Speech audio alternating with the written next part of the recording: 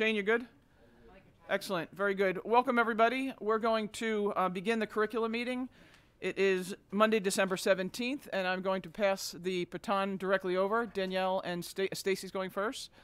So mathematics is up first, and the board is good. If you can just give us a minute, we're going to go out there so that we can see you better.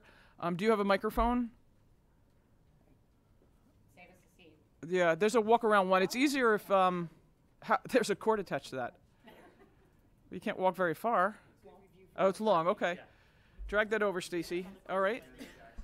So without further ado, Stacy Winters, Supervisor of Mathematics in the district. Okay, great.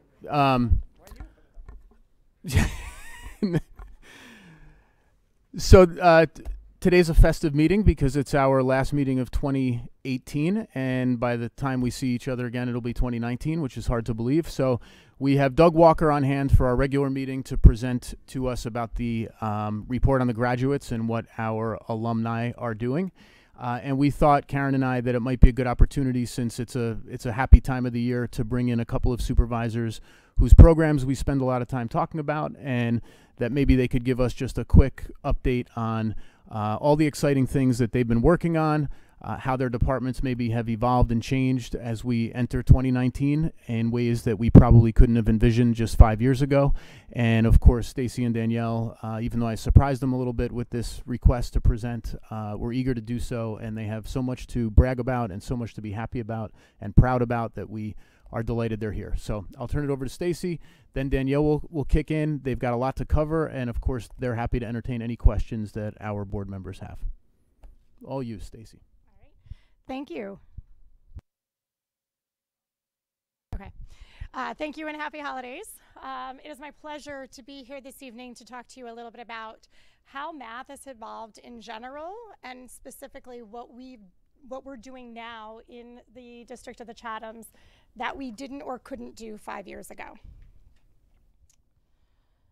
So the first change we've seen is in learning spaces. This is a picture of a high school classroom. You will notice there's whiteboards. There's also standing desks. You have whiteboards not only on the tables, but around most of these spaces. Kids are taking full advantage of collaborating. They love using the tabletops, and this was a gift from the Chatham Education Foundation. So I just want to thank them for their support. These are some of the things that the teachers and students have said about the flexible seating. One student said, "I love the whiteboard tables. It is so much easier to erase your work and keep things neat. It is easier to work with other students because you can both write on the same space." And one of the teachers said she's noticed it's helped with collaboration when students are asked to work together. Resource is probably one of the biggest areas we've seen growth in over the last 5 years. The Illustrative Mathematics has created a curriculum that we use as our primary resource at the middle school. Things that have been used to describe that curriculum are, it's a problem-based curriculum. It's an active classroom, which means kids are actively engaged in conversation, in mathematical arguments, in providing evidence for their learning and sharing their strategies, which leads to visible student thinking. There are fluid resources. They change as there's new developments, and there are technology integrations that are embedded.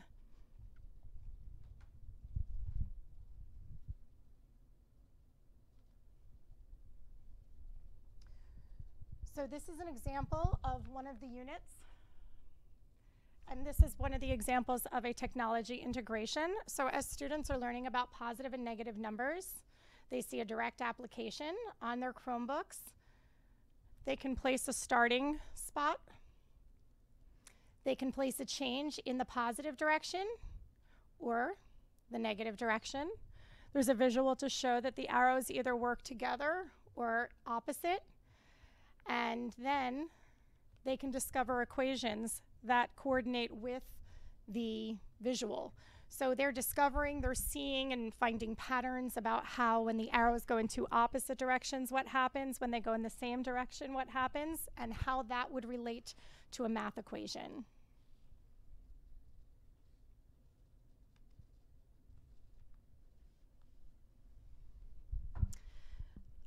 Another big resource that has developed over the past few years is the MTBOS, which stands for the Mathematics Twitter Blogosphere. And I decided to show this visual, although there's a lot of resources, because what this shows is locations of people all over the world that are part of this, that are exchanging ideas on math education. So it's a way that people can throw out ideas for, such as this. I'm looking for a Desmos activity or two to introduce graphs of absolute value functions. Desmos and Algebra 1 both retweeted it. Within 14 minutes, there were suggestions and ideas that were shared from people all around the world on how they do this. So it's a wonderful resource to help connect people that didn't exist. I think they said about 2015 was their very first start.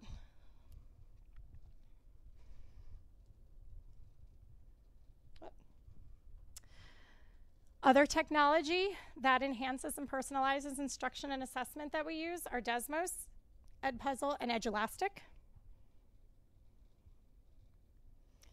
This is an example of Desmos. Desmos is an interactive tool that allows both the student and the teacher to communicate through the course of a lesson. So what you're seeing on the top is the teacher grabbed 4 responses from students and posed the question, why was 1 the minimum value? Which answer best communicates this thinking? And these are 4 student responses, so they can have an open discussion that's live based on what the students have produced. There's also opportunities for kids to slide and play with animations. It's not an active animation link, but the play button on the bottom screen allows for you to move A back and forth and see what would happen to the graph. And then there's opportunities for kids to enter answers, such as in the picture above. This is a dashboard. This is what the teacher sees. So you're seeing all the questions across the top, all the students down the side. There's an anonymize button, so all the students become famous mathematicians or computer science scientists. And all the dots mean that they're progressing through. Then if you look at number 8, you can see checks or X's depending on how the kids are doing. So it's immediate real-time assessment for the teacher to see how the kids are performing. And you can pause it and have discussion. So you can see if there's one that kids aren't getting right, you can go back and do a snapshot and have real-time discussion with how they're answering currently. You can also pull up any of the questions and work as a class to work through it if you start to see.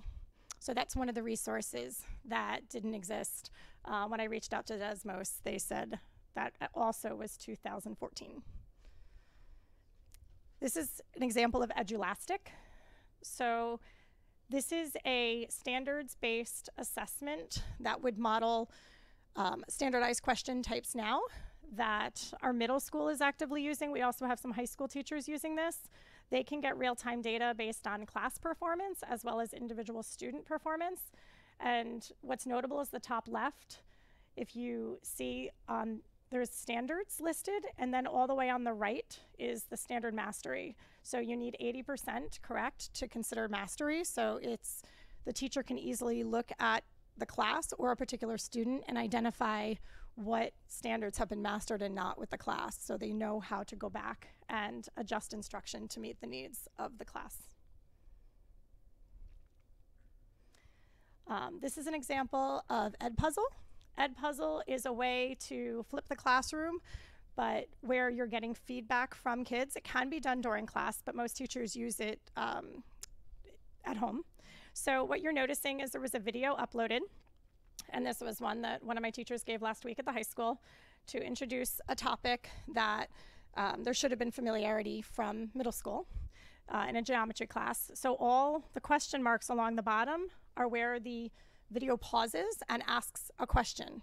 If the child doesn't get it right, they're asked to go back and review the clip to see if they can search for the answer. It also provides data, so down in the bottom, it provides data as to how long it took them to do it, how long they spent, as well as their accuracy.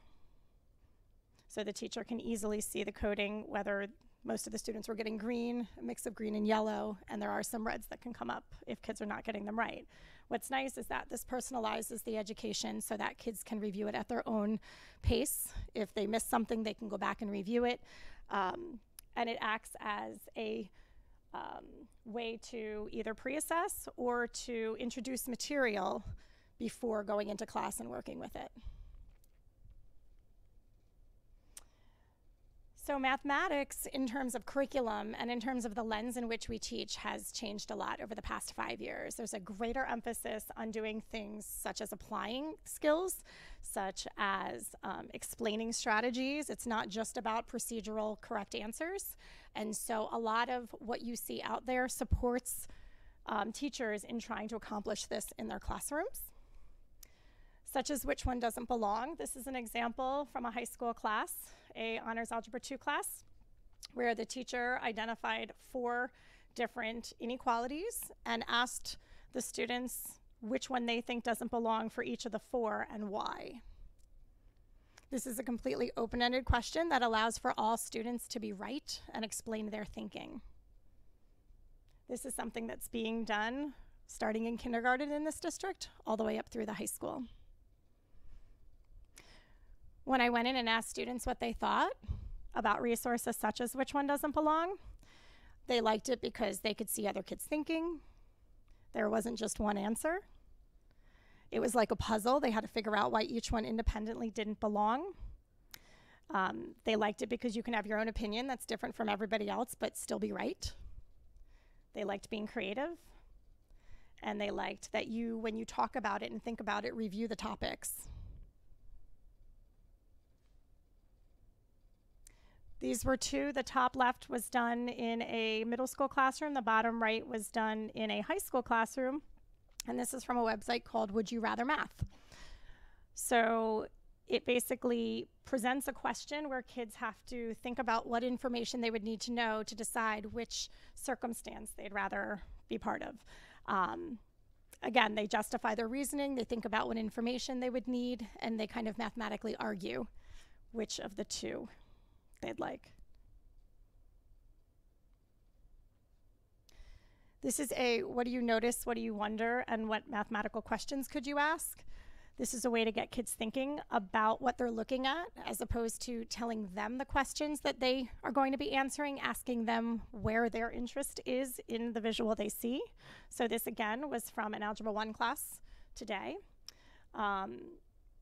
Students all had different answers there, but it led to a really nice discussion. It's an opportunity to, if you look at the word opposite slopes, it's a nice opportunity to discuss precision with vocabulary. And to discuss how you would go about finding the answer to the mathematical questions. It was a nice lead into when will they intersect was actually the lesson that they were learning today. So that question came from the students, which is a really nice change.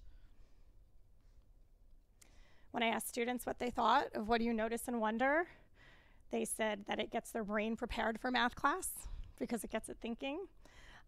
They like it. They called it different math. And when I asked them to articulate what that meant, they said it doesn't have a numerical answer, which I thought was great. And they like it because there's no right or wrong. Everybody can see what they see and share what they share. This is an example of Estimation 180. This is used heavily in the 4th and 5th grade classrooms. So this is a way to help develop number sense. So the question is, how long is I feel good? Might be a little hard to see, but there's a bar that's going across with a little white diamond, and that shows that the song has been playing for 2 minutes and 6 seconds. So it asks students to articulate their thinking and how they might reason through what the full length of the song is.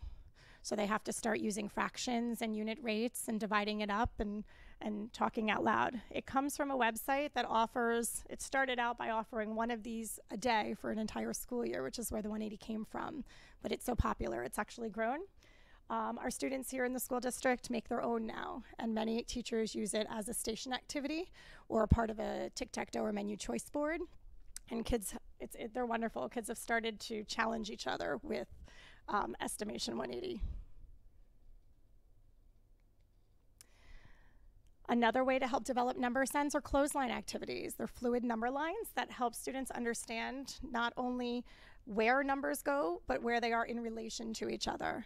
So instead of putting 1 next to 3 next to 10 equally spaced, there's conversation about, well, how much greater is 3 to 10 than 1 to 3? And so what you're seeing is these little folded paper across these fluid number lines. Now the one that has the students in it, the top one says fractions, then it says decimals, then it says money. So it's asking students to look how all 3 of those ideas are related in a 4th grade classroom.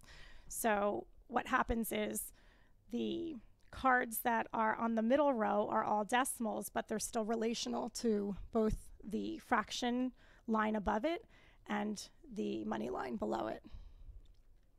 There's a lot of rich mathematical discourse and discussion that happens through these. The one on the bottom was taken in a pre-calculus class last week where they were working with radians and degrees as they moved into the unit circle, and they were identifying the relationships among the different angles. So as you can see, there's a lot of new stuff happening, and what's great about all of these is, again, there's no right or wrong answer. This was taken today. This is happening in geometry right now. So the Chatham Education Foundation also helped support Spheros, which are those little circular robots. This is a nice integration for using math with technology. So those are boards, coordinate planes that the students had to map out, and then they are asked to do different tasks, and they have to program the robot based on speed, duration, and direction to, it's kind of hard to see, but you can see little tasks, little things placed in between the coordinate planes. So they program lines and distances so that they hit them, and then when they do, they beep. So I asked students today what they thought, and they said it's fun to work with math in a way that you can see it, as opposed to just solving a problem and getting an answer. So they work out the problem, but then they get to see if they're right by testing it. So I'd like to say thank you for all the support that everybody has given the board. You guys have supported these changes and the adoption of these things. The Chatham Education Foundation has been wonderful in helping us move things forward. And these are just 2 quotes, one from a middle school and one from a high school teacher, when I asked them how they feel math has changed over the past 5 years. The high school teacher said they have seen enormous growth in the number of resources available to both staff and students. Digital tools such as Desmos, in combination with student Chromebooks, have provided interactive ways for students to explore and engage with the mathematics. The middle school teacher highlighted the illustrative math resource for taking her teaching and learning to new places. There's collaborative problem solving, deeper conversation, engaging interactives. It's enhanced math education the whole way. And the resources help students become accountable, responsible for, engaged in, and passionate about their learning. So that's what's happening in your classrooms today. I'm going to turn it over to Danielle to tell you what's happening in design and technology. Yeah.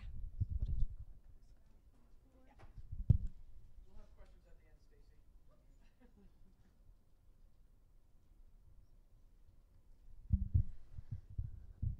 All right.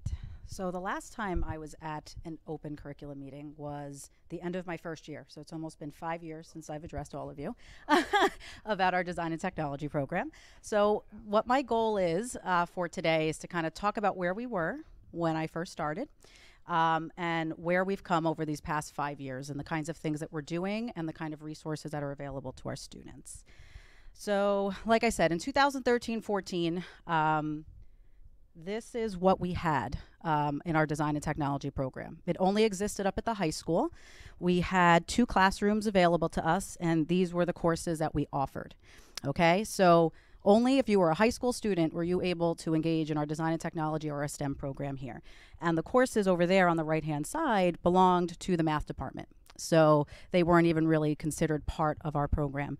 So if you take a look here, you have 1 classroom that we utilize for our, pretty much all the courses on the left-hand side. And then that classroom is actually the one that's right over here. And Mr. Henderson was teaching video production in there. And then when I got brought on my first year, he got moved down to the L wing, and that was kind of turned into our robotics lab, our pseudo robotics lab.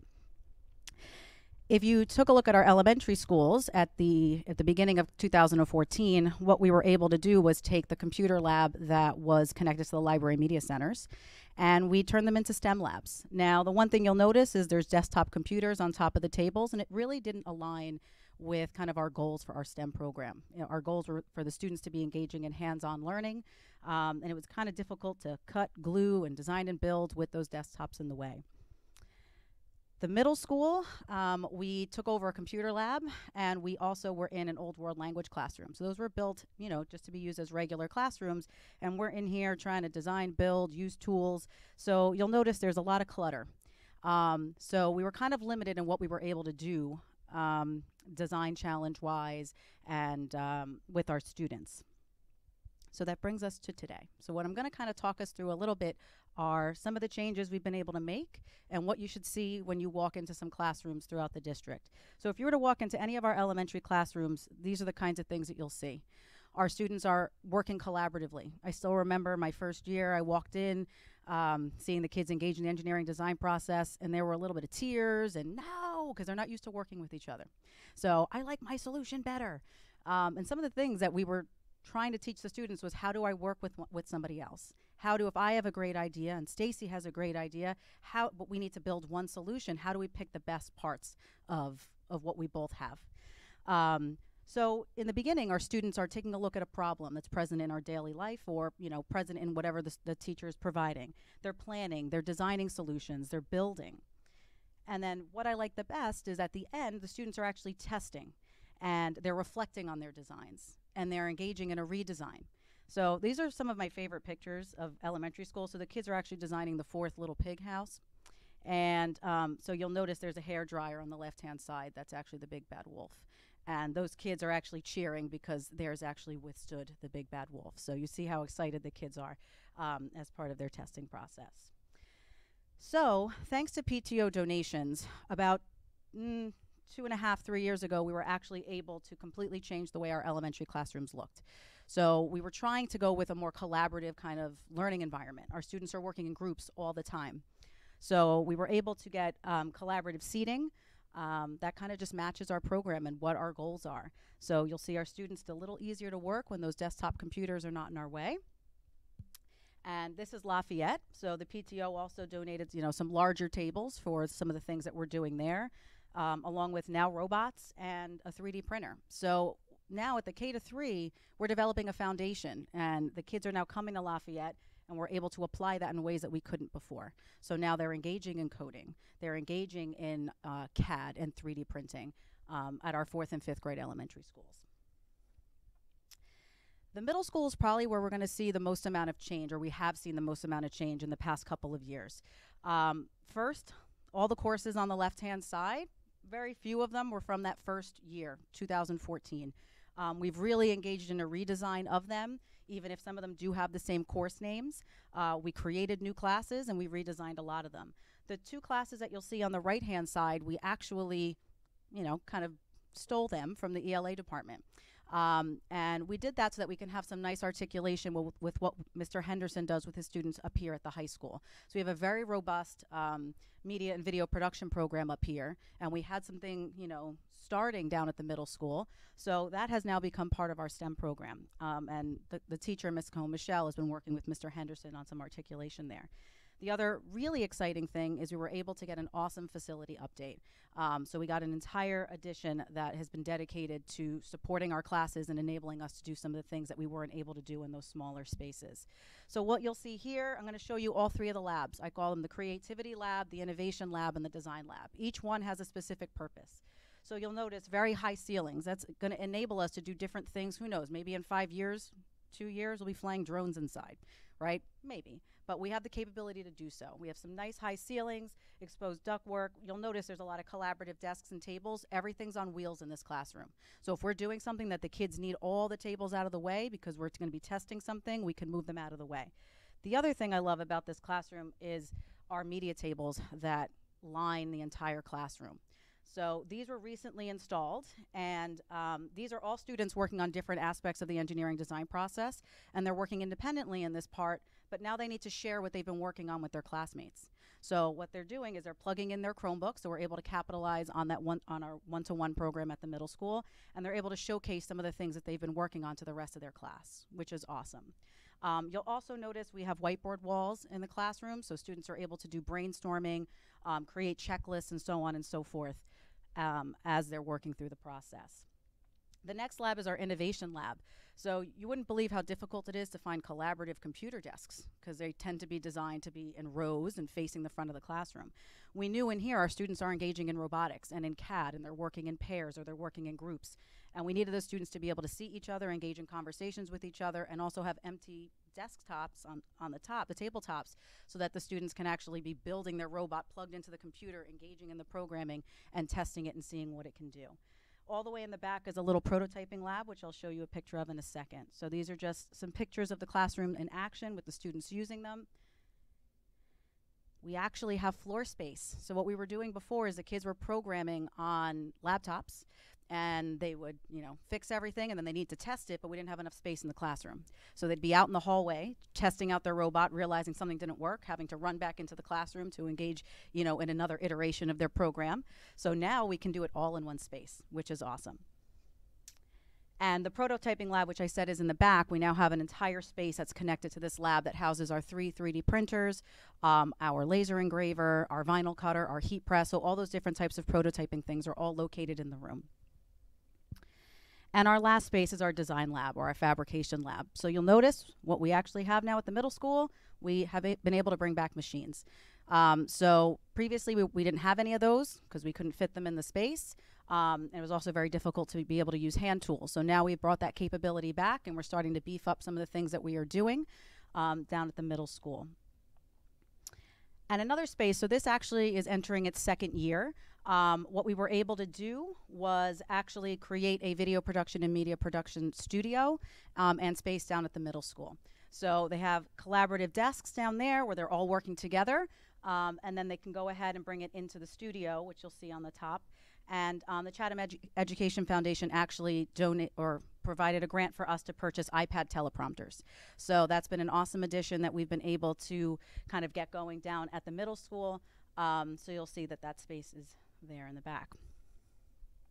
Okay. And another thing that might not be built into our actual day, but our teacher, Jess Lightis, actually started a first Lego League team. This is actually its second year. So you've probably heard about our high school program that has been very, very successful. So she kind of converted our technology club into a first Lego League club. And the students, actually, this was them when they won their first. So last year was their first year, and they were walking out with awards for core values and for their design process and their design thinking. So they've done a phenomenal job. And the goal is for them to determine whether or not they're interested and want to continue up at the high school and to start to develop those teamwork skills there. Now this is the high school. This is what I showed you on that first slide, right? So this is what we had in 2013. But you'll notice things look very, very different. So everything that's in red is either a brand new course or it's a completely redesigned course that utilizes aspects of different courses that we had. Now, this is our first year of the entire redesign of our high school program. The reasoning for that is we needed to be able to formalize what that foundation was going to be that the students were going to have before they entered the high school, right? So we got that K-5 program up and running, well-oiled machine, making tweaks and changes over the past couple years. We were able to, start making changes to the middle school program, redesign classes, and now that we have the new space, we're able to kind of figure out what exactly we're going to be doing down there. And now we have the opportunity to start making changes to the high school. So some of the changes that you'll see are those two classes on the right, which actually did start in 2014. We have the short films class and design studio, which are capstone style classes where students, have taken previous courses and now they're getting to the point where they are able to engage in kind of an independent style project of their own creation. And the other major change that you'll notice is our robotics and computer science. What we did is we realized there were a lot of commonalities between the two, yet we viewed them as two separate silos. So if students came into the high school really interested in robotics, but then they realized they liked the programming side of robotics, there was really no way for them to enter cleanly into our computer science strand, or vice versa. So we made different pathways for students to kind of enter and exit our computer science and robotics strands. And we also now have 2 AP Computer Science classes. So this is actually Mr. Henderson's space down in the L wing. So this was brand new in 2014. So he has his space on the side over here where they're obviously doing all their recording and stuff for the Pulse. And then he has the actual classrooms set up on the other side with the computers, and also just collaborative kinds of desks for students to engage in planning or discussion or class discussions. So what we're trying to work on now is kind of putting together some updates for that space because our program keeps growing. Kids keep wanting to take those classes, and the Pulse is doing really, really well. So our hope is that we're able to kind of update that a little bit to give us a little bit more flexibility with what we do. I just want to kind of put a little plug here for our short film showcase. So like I said, short films was a brand new class in 2014-15 school year.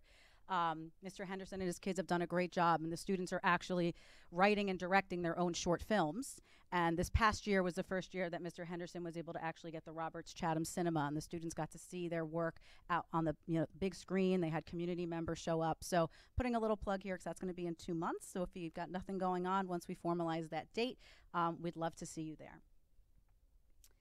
This was our one existing space that we had. So we have our architecture classes that go on in here, and there's also a computer lab portion that you'll see here. Kids were engaging in architecture. So truthfully, not much has been done to this space over the past couple of years, but one great thing that we did is that the Chatham Education Foundation was able to provide a grant, so we were able to get a plotter. So you'll notice here the students are actually able to print out their floor plans. This really helped us with a lot of the projects and with the prototyping and modeling capabilities that we have. This is our new space. So when we had the D-Wing addition to the high school, this was one of the new spaces that we were able to get because we now had a second design and technology teacher who was teaching these kinds of courses, and we had a whole slew of students sign up for that. So we needed a space. So it's kind of similar to what we have, our computer lab set up here, along with our design and fabrication lab with some benchtop tools in the back. Now, one thing that is brand new this year for the 2018 school year is we needed to kind of develop a prototyping lab similar to what I showed you at the middle school. So it's connected to the computer lab, but in here are our 3D printers. The CEF donated a large format printer. The board also was able to purchase for us a CNC machine. These are all kinds of prototyping capabilities that we really need to have a robust high school program, and we needed a place to put it. So unfortunately, we had to kick Ms. Crawford out of her office to get this, but we were able to kind of expand and create our new little prototyping space that opened up the beginning of this school year.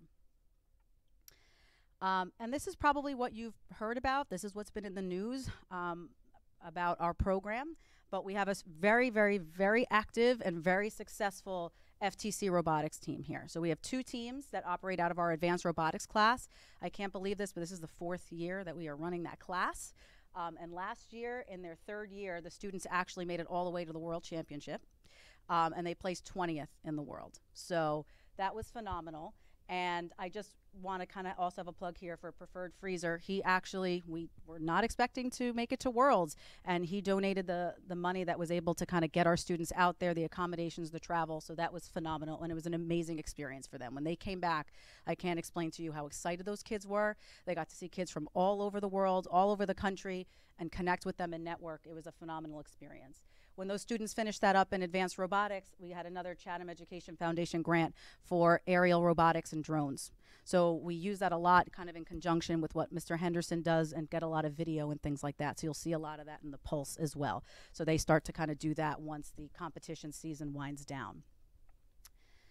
So I just want to show you a couple of little projects that the students have been working on, that all of these changes that we've been able to do, what it enables our students to do. So on the top up here, you'll notice these are different superheroes that some of our graphic novel students have created in their ELA classes. So what we did is Ms. Lightis scanned them all in, and the students actually brought them in and were designing video games based off of other students' designs, all based off of their superheroes. Another thing that we do is we send a lot of our games that we're developing to our elementary school students for testing. So you'll notice down there is a little video feedback form, and the picture up on the top are our elementary school students testing out the games, the educational games that our 8th grade digital game design students have created. Ms. Lightis also has a friend that happens to be teaching overseas in Japan. So we were developing games to send overseas to Japan for to have them tested out and to get feedback. So that's some awesome stuff there. And I just love to kind of show pictures of our students in action. So on the top left-hand side, you'll notice our 4th and 5th grade students are working with the Makey boards and circuits. The bottom, we do a very robust K through 12 hour of code initiative here in the district, and those are some of our students engaging in the hour of code. And the two pictures on the right-hand side are a student who is actually trying to design a turtle feeder for Miss Lightus's turtles. So he was taking measurements, he was figuring out how quickly do we want the food to come out, and actually designing it and fabricating it. So on the bottom right-hand side is a thing that the student actually created and 3D printed in our classrooms. So I just like to brag about some of the things our students are able to do. So, some notable statistics. These are some of the things that it's great to see all the pictures and see how excited our kids are, but it's also awesome to look at some of these numbers. So, in the 2013-2014 school year, we had 45 students enrolled in our 3 computer science classes. We were unable to run an AP computer science section in 2013-14. In our computer science classes, our special ed and 504 enrollment was 4.4%, which was well below the school average. However, our D&T special ed and 504 enrollment was a little higher than the school average. Now, another thing you'll notice is our male to female enrollment in our D&T classes kind of mimicked what you see out in the STEM fields. Okay, so it was at 62% male and 38% females, actually a little bit better than what you see out in the STEM field. Now let's flip to now. We've seen a 375% increase in enrollment in our computer science classes alone. Okay, so we now have 214 kids this school year that are enrolled in computer science. We have 3 AP computer science sections running this year, and we have 2 completely different AP computer science classes alone that are running. Our computer science special ed and 504 enrollment is 20%, which is at the school average, and our D&T and special ed our D&T special ed and 504 enrollment is 26.7, which is 6 percentage points higher than the school average. One of the goals that we had when we were developing our computer science program and our D&T program was that we wanted every single kid to have access to computer science and every kid to have access to our STEM program. And I think these numbers show that we've been able to do that, and that's awesome. Another thing is this is the closest that we've been to a 50-50 split. So we have 57% male and 43% female enrolled. So that is a big change from what we saw 5 years ago, getting even closer to 50-50 split. However, we do know that out in the real world, that is not a 50-50 split is not what we're seeing. So I think we've done a nice job of building a good foundation where every single kid in grades K through 5 are engaging in STEM, and we're noticing that they're continuing the trend into middle school and up into high school. Now, I'm also going to talk a little bit about library media because I feel like, well, we haven't, and I supervise them, and I'm really proud of some of the work that we've been doing here. So one of the big things that we've done is we've developed digital citizenship curriculum. So this is something that a lot of districts are talking about. How do we integrate this? Where do we integrate it? And how do we do it? So one of the things that we've done over the past 5 years is figured out what do we teach in our library media program. And we've broken down and rewritten our curriculum, and these are the 4 major strands. Some of which are very heavily focused on at the elementary school, and then as the students continue to move through into Lafayette and go up into the high school, we start to see a shift. So digital citizenship is what I'm going to just highlight a little bit here. It falls under our educational technology strand. And we actually developed a K-5 program that every single student will, engage in.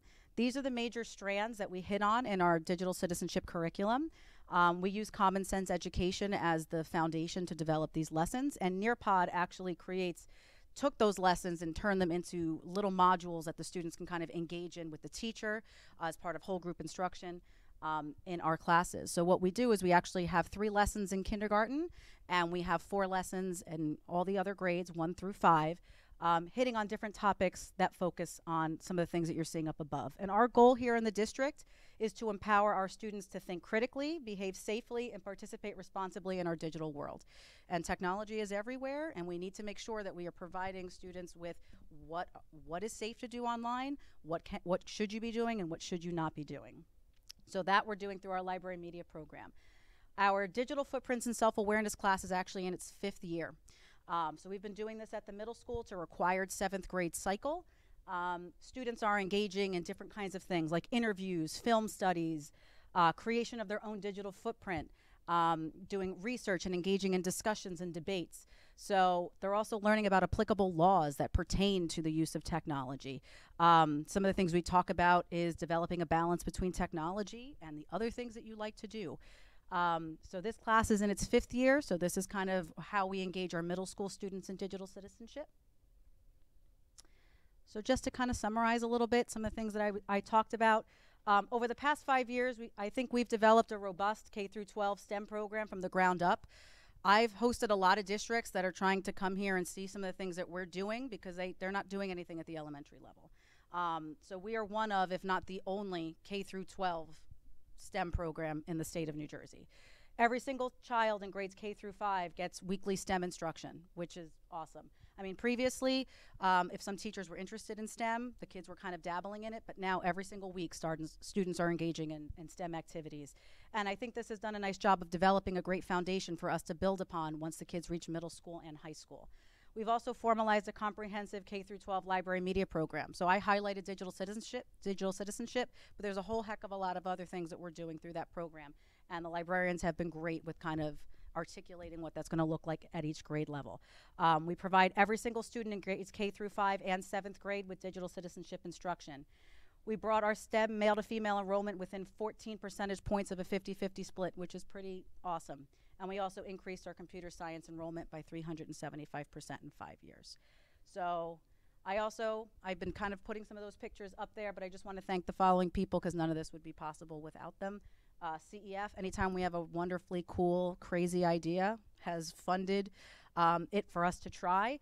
The board, whenever our kids have come to kind of showcase anything that we're doing, anything we've said we've needed, you guys have been generous enough to donate that, and the PTO really made it possible for us to get that elementary collaborative spaces that we were looking for. And like I said, Preferred Freezer really did a great job of sponsoring our robotics program up here at the high school. So that's all I have for you. Was that 20 minutes?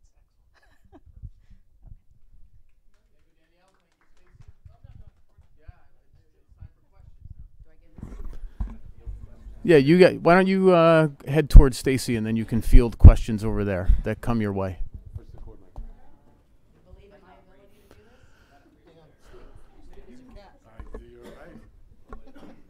You going to start it off, Ms. Weber? I didn't know if Anne's curriculum, gotcha. so I want to make sure Anne was... Ms. Ciccarelli, are you going to start off the questions? Stacy and Danielle are a little low on energy. You know, they don't have that much to say, so you might have to draw some of this great stuff out of them. Oh, then I will, if you don't mind. So I'm going to start with Stacy just because that's the order of the presentation, and I'm going to cut back on the questions I actually did want to ask. But 5 years ago, you weren't the supervisor. I was about to say you weren't in the district, but 5 years ago, you were not the supervisor. So you left for a year and then came back, which is great. But I'm curious, where do you see the math for our students? Because, you know, as the rigor increases and their capacity grows, and the kids in the middle school are doing math now that the kids in the high school used to do, where do you see us in 5 years? And then part two to that is what do you need? Like, you know, what do you need from us? What do you need from, you know, the man sitting in the big chair? So if you can just help us understand, yeah, yeah, that's right, Peter, that's right. So where do you see us, Stacy? Where do you see us 5 years from now? Sure. So the biggest changes that we're making, and we're doing it over time because it is a shift for all of us, including the teachers, and they need time to explore how to teach differently now that we are moving away from procedural skills being this major foundation, is how we apply that learning, how we look to collaborate. You know, there's a lot of overlap between what Danielle's doing and what we're doing here. The application of so much of what we do is in her courses in the design and technology fields. So what you're seeing is an increased rigor, but it's not through acceleration, it's through depth. It's through being able to connect ideas, because we can now go on and Google and problem solve through problem solvers a lot of what we used to have students do by hand. So now that you have the ability to do these things on computers or on calculators, what can you do with this knowledge? So there's a whole different skill set that's required of students in the area of problem solving that exist after college. So our job is to look and say, how do you make sense of the learning? How do you connect? How do you think critically? And how do you use what you know with these skills to apply it to problem solve? So what I see is, excuse me, What I see is classes where kids are challenged with tasks that have math as the solution. So that kids are going to be doing product-oriented things like more Sphero-type activities, where kids can take their math and apply it to make something happen. So we're working to enhance our elective courses starting next year at the high school so that they're all product-based type activities. So for example, there's a bootstrap algebra integration where kids can create video games through understanding different algebra concepts, where the emphasis isn't as much on the coding, but more on the math. So it makes the coding more easy, but ups the math to be able to do certain things. So we're looking at how forensic scientists use math. So how does blood splatter work, and how does that relate to trigonometry? How does time of death relate to cooling and an exponential and logarithmic function? So what we're trying to do is explore more application bases to bring into the classroom so that students can see the power of what they can do and how they can do things that a computer cannot. So there's your shift. In terms of how we're going to make that happen, a lot of it is just professional development. The teachers are used to a curriculum that is more procedural. So there's a shift in terms of how to run classes that rely on these application-based ideas, these problem-based learning, this looking out in the world and saying, how do we use mathematical modeling to make decisions? How do companies look at data and try to make predictions? There's a shift for that, and the teachers need some understanding of how to do that effectively in their classroom, and so that's what we've been working on. So the time to develop the teachers professionally and resources and possibly some experts in the field that can help them understand how to shift from more explaining ideas to pulling out ideas from students. And did the staff, I'm going to look at Karen, did the staff have enough time in their calendar to seek out professional development? I mean, I know you guys are on your feet all day, 14 hours a day, you know, grading papers at night. So if that's the next step and that's where we need to grow in professional development, we don't necessarily need more technology, we don't necessarily need more staff. You know, do we make that happen through you? You make sure that there's enough time in their calendar, you know? Yes, we have a robust professional development calendar. It consists of time during department meetings or faculty meeting times. And also in some cases we have our teachers, we provide substitutes for them so they could be released and worked either with a consultant or with a supervisor for an extended period of time. Okay. So the nice thing about our professional approach, our professional development approach, is we don't take a one and done approach. We look to have some type of support and have it ongoing through a variety of structures. So I'll work closely with the supervisors to map that all out. Okay, excellent. Very good. Did anybody else have any questions for Mrs. Winters? Oh, yeah, go. And I'm sorry, just to follow that up, Yes. we have transitioned our department time to pretty much be professional development time. because there is so much that can be done now through the Google Classroom, through sharing through emails, that pretty much all of our department meetings are modeling and talking about how to transition things. So Okay, excellent. yes, I'm sorry. Yeah. I just had a quick question about the setup of classrooms. You were referencing the high school and the whiteboard tables and the alternative furniture. Is that available to all students in all math classes, or at this point, what percentage of students are having the whiteboard tables and that collaborative experience in their math? So I know that there are select classrooms in both the middle and the high school that have that, as well as more and more elementary schools are turning over. At this point, I think it's been selective through the CEF in terms of helping to redesign some classes. So I wouldn't say that's every class. As for the percent, I'd have to get back to you on that. Okay, thank you. Question? Thank you so much. That is a tremendous presentation. There's a lot going on, and we as a board, I'm sure all of us, I'll speak for us, appreciate all your hard work in this and vision, because it's impressive. I actually had two questions. One had to do with, you said you're going more application based, which is real life, which I think is great for the kids in their comprehension. And when you bring that into the professional development sphere, when you say you're going to be developing teachers to help them learn how to teach this as effectively as I can, are you bringing in like the science teachers too, or are you starting with just the math? Do you see down the road following these children who have taken this math and gone into the higher level sciences? Would you follow that and see if you're seeing success in there too, and that you're getting, because like you said, you're going from procedural to application, and I think that covers a lot of subjects, not just math. So I agree, the application of math exists in many fields. Yeah. So we're starting with looking at our elective math class next year, the senior year math class, well, it's juniors or seniors, and starting to develop that curriculum, and hoping that as we continue to build and enhance our curriculums, that we can do more interdisciplinary work, because I do see the value of having kids understand where their math is being used outside of just the math classroom. So that's an area I'd like to go to. I would say that's not going to be our first step, but it will be in our elective class, and then we hope to start to introduce more application-based problems in all of our classes moving forward. Great. So you'll be able to follow these, I'm going to call them a pack, as they go through. Will you be able to report back, like how they transition into their upper level classes, having used this math, as they move into, you know, their AP maths and their, because those are pretty rigorous, and their AP sciences, and make sure that it is a easy flow for them, going from a math in this curriculum, using that math in a different application in a different subject.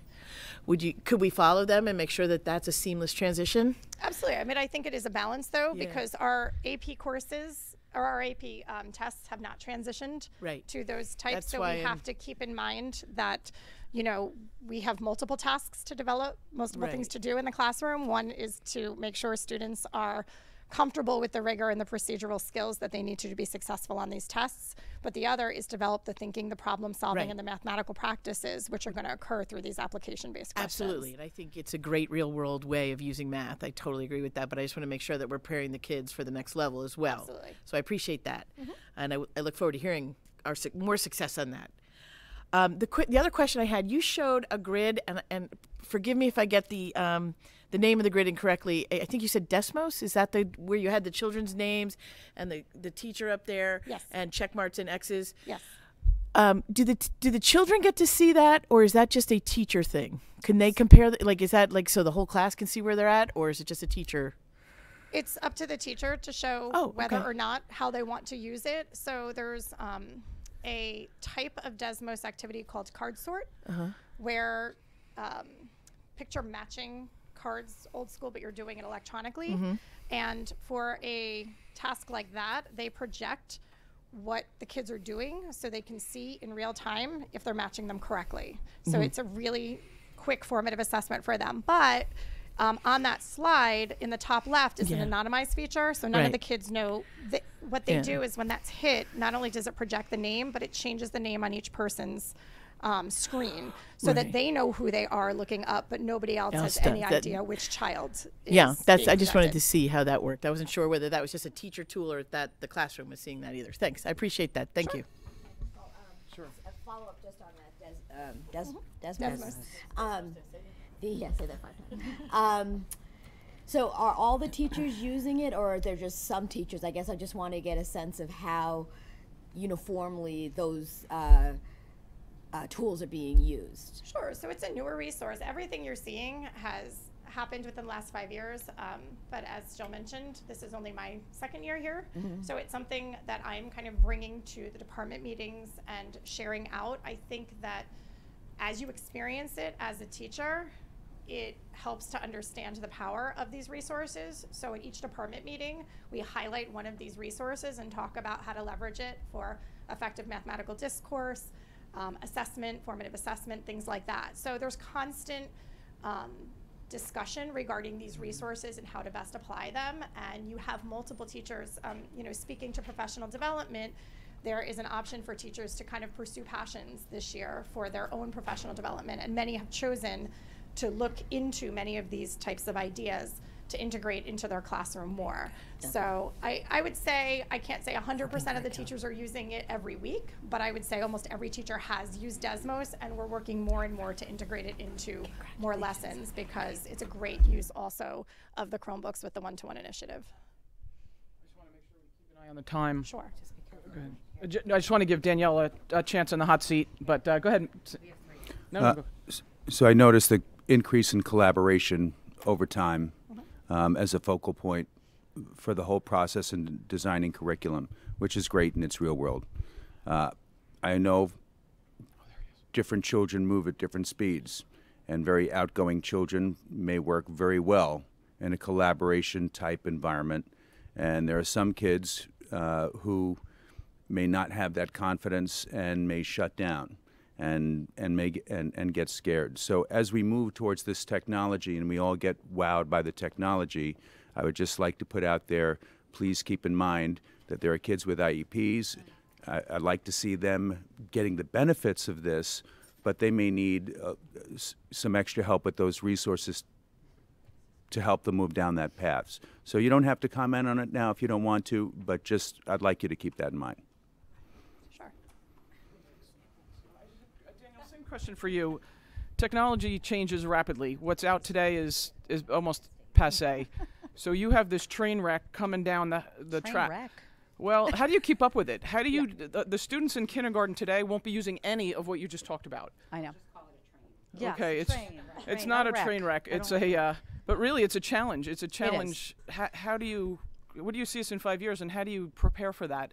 Exactly. And again, how do we help with that? Yeah, so one of the things that we've been focusing on as a department has actually been focusing on process over product. And really what we're trying to do is instill the skills and abilities in students so that they can, just as we are expecting ourselves to adapt to all these changes that are going to be happening technologically.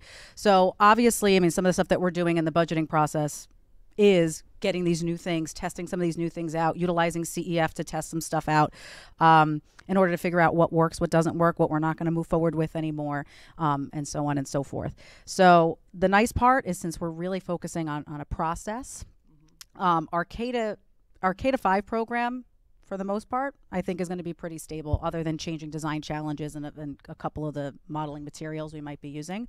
Once we get into the middle school and high school, yes, we constantly need to be seeing what other people are doing, what's out there. However, I think due to how we've designed the curriculum, and it is process driven. Okay.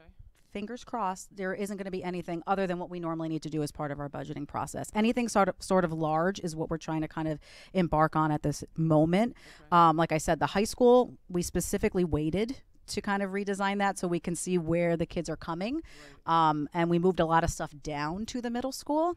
Yeah. And so now we're kind of taking a look at, we're only in phase 1 of this. So this is our first year focusing on that introductory course to kind of see, what are we going to continue to move down to the middle school? Right. Are there going to be any things that we have in the middle school that we want to bring up to the high school and kind of expand upon? Okay. So I don't think there's a clean-cut answer, but I think it's just constantly staying abreast on the different things that are happening. Part of that, you're just seeing like our course changes and things, trying to teach different languages to students, you know, when it comes to programming and things like that. So I think it's just staying abreast. Okay. You know, working on interdisciplinary connections, which is, you know, Stacy and I have started to engage in those kinds of dialogues. Right.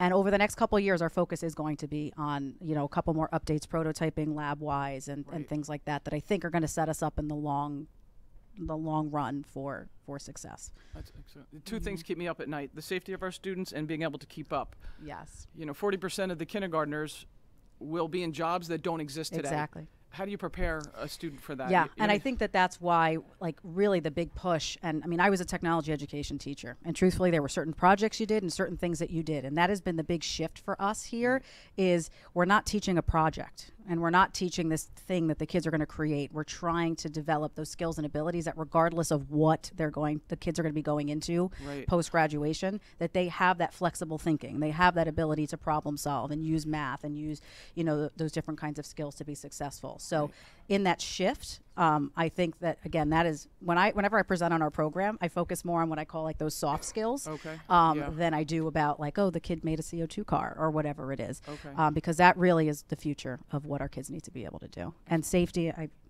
knock on wood, I have you covered, but we are. It was a big push last year. Any additional questions for Danielle on design and technology? Or library. It is interesting. The digital self-awareness is something we taught at the high school. You know, when they're putting their resumes together, and now it's now in 7th grade, which is, in a few years, it went to the 7th graders for digital awareness. Yeah, and then now it's even lower because these kids are getting devices even earlier, and you know that means that they are connected to the internet. Right, they're connected even sooner. They are. Yeah. Oh, fantastic. Thank you both. Thank you very much. Thank you. Thank you so much.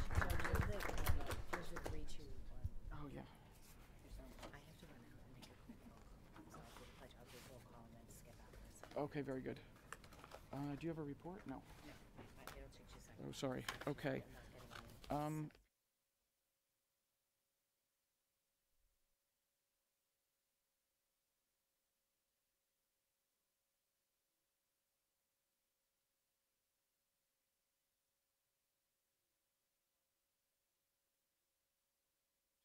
in attendance for it. It was fantastic. So if you get a chance, please go out online and watch it.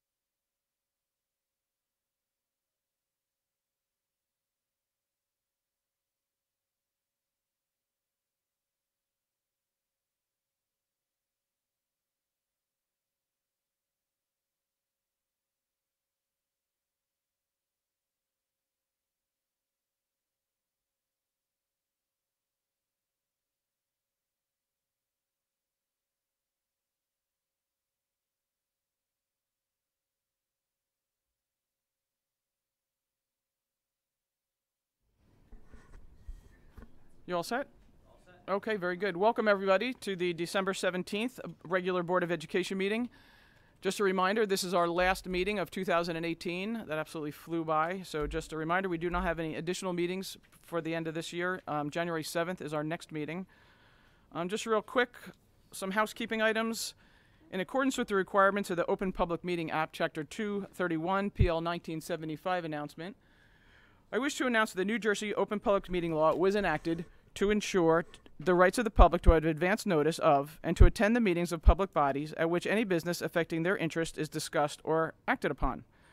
In accordance with the provisions of this Act, the school districts of the Chatham's Board of Education has caused notice of this meeting to be published by having the time, date, place thereof posted at the Board Administrative Offices, sent to the clerks of the borough, Chatham Borough, the Chatham Township, the Library of the Chathams, Chatham Courier, the Daily Record, the Star Ledger, and the TAP. Mr. DeQuilla, would you mind taking attendance? Sure. Mr. Gilfillan.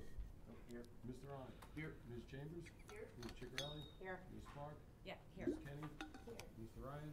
Here. Mr. Valenti. Here. And Ms. Weber.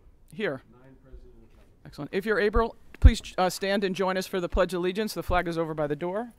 I pledge allegiance to the flag of the United States of America and to the republic for which it stands, one nation, under God, indivisible, with liberty and justice for all.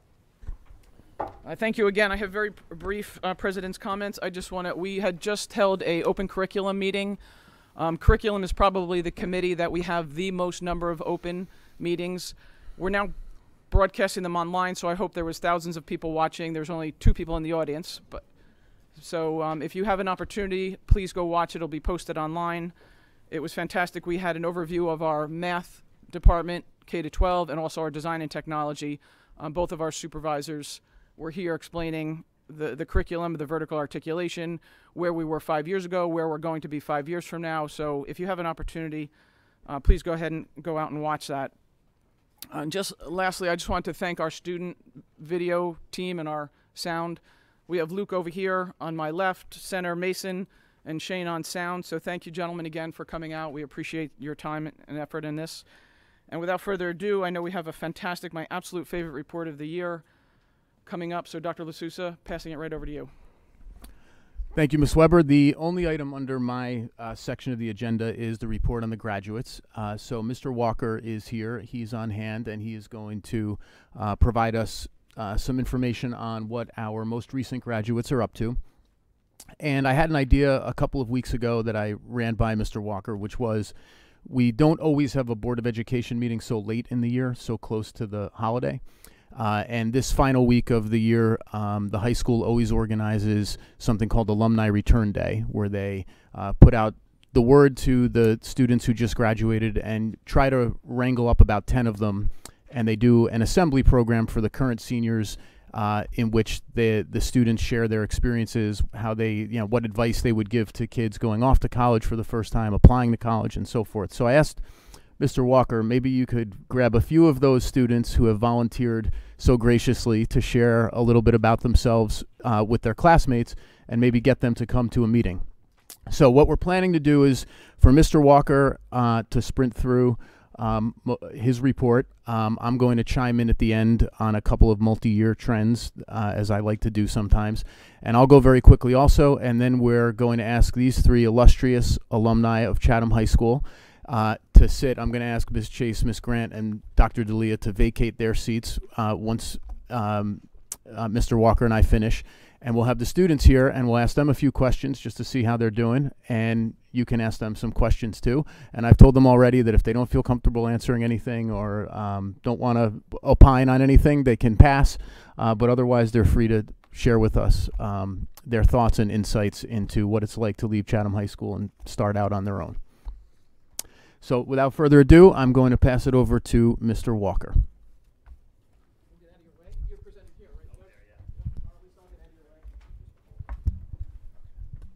And there's a clicker, Doug.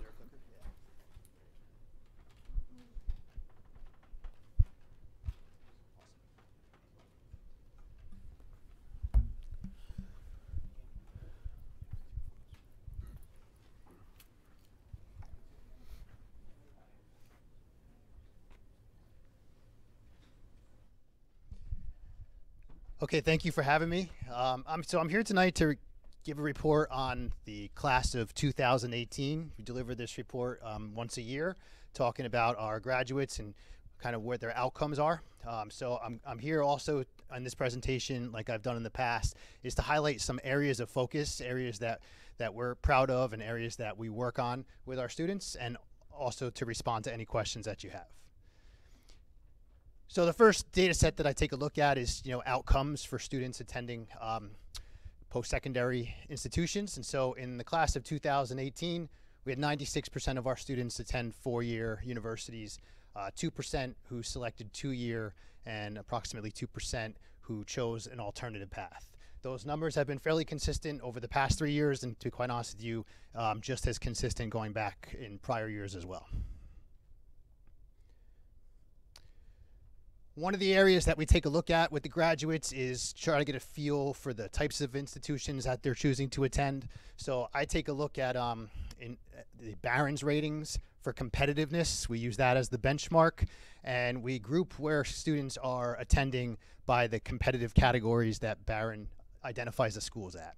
And you can see from the total here, about 82% of our students are attending the top three-tier competitive universities in the country, with 35% being in the most competitive category. One area that I want to focus on is it's kind of the assumption that everybody in Chatham High School gets straight A's, and getting straight A's is what gets you these outcomes. When in fact, when I take a look at the senior class and the GPA distribution, vast majority of our class fall in that 3 to 4.0 range. So you can see the breakdown by number of students in the GPA bands.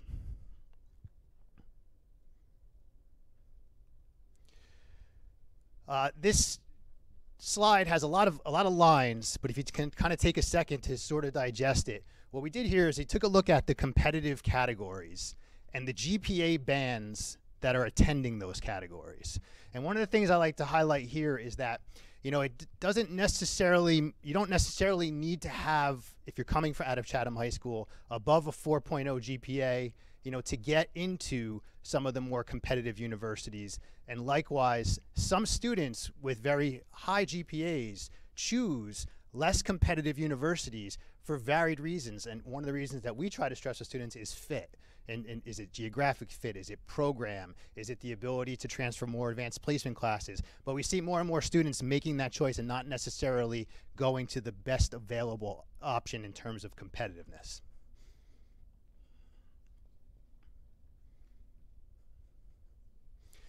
This is a visual of that, looking at the three different GPA bands, and the colors represent the competitive universities that they're attending for students who are moving to four-year schools. And you can see that students in the lower to mid-range bands still have a really nice breadth of options in terms of college choices.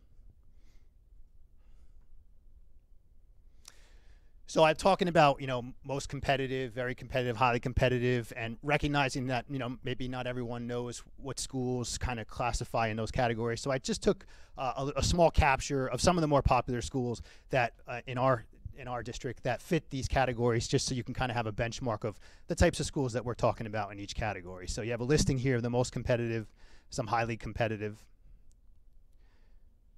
There's some very competitive and competitive, just to kind of give you a framework.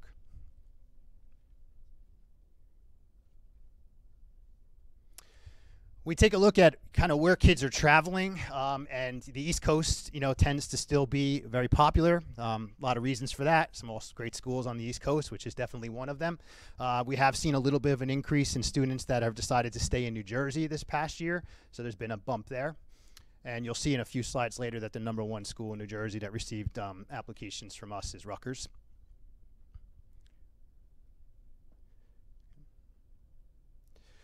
In terms of selecting public versus private, it's been a fairly consistent trend with a little bit of a blip in public going into this past year.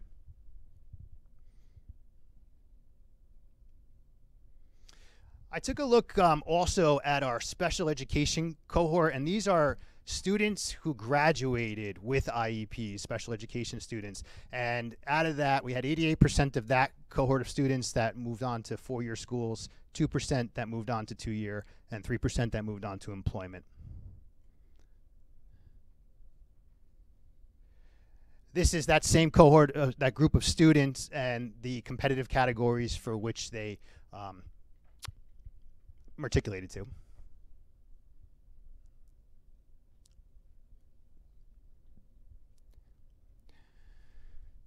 So our students here at Chatham High School, they definitely apply to a lot of colleges. So we had a total of 2,708 applications in the senior class last year.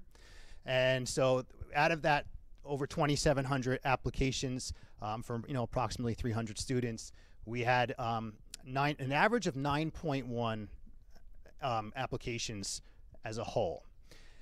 One of the things that I took a look at is what is their average acceptance rate, and if I just took the 2,708 and divided it by the total number of acceptances, that gave me an average, but it's not really a true average because you have outliers in there. You have some students who applied to 25 or 30 schools and only got into 2. Then you have some students who applied to 1 and got into 1. So what I take a look at is every single student in the senior class that applies to college applies to a certain number individually and gets accepted into a number, and they get their own acceptance average based on that. And then I took the mean of those averages. So our mean acceptance average for the students in the senior class was 60%. So on average, students got into 60% of the schools that they applied to. We had 858 early action with a 57% acceptance rate, and 111 early decision with a 61%, and an early decision 2 was a 53% acceptance rate. And if for those who are not sure, don't know all the nuances of these, early decision is a binding agreement. So once you get accepted into an early decision agreement, you have to withdraw your application from all other schools, and that's the one you're going to. So I also take a look at where the number of applications that students are processing. So we had a few upticks in some of these. So we can see that in the, we had a handful of students, about 8 students who applied to over 20 schools. And then you can see 15 to 20 with 34 students, 10 to 15, 95, and as it goes down. What I also take a look at is the percentage of accepted. So clearly it's the students that narrowed down their choices to 3 to 5 or 5 to 10 who saw the best outcome in terms of acceptances. Now, a lot of reasons you can rationalize that. If you're focusing only on a few schools, you're putting a lot of effort into that. You're having a lot of touch points with those schools. You've really researched it. Most likely your essays are targeted for those schools and not one that could be easily transferred between multiple schools. And so we found that students who really kind of spend that time and narrow down their choices, see the best outcomes, and it diminishes by the increased number of applications.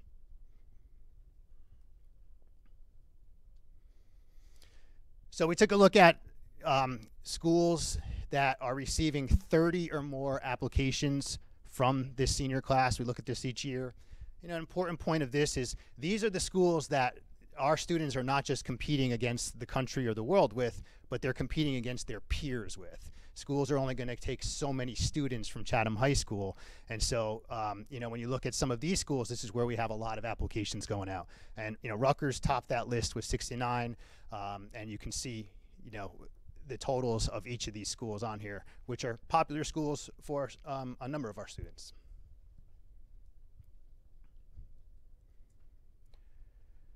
These are second tier in terms of number of applications. So these are colleges receiving 20 to 30, okay, less than 30.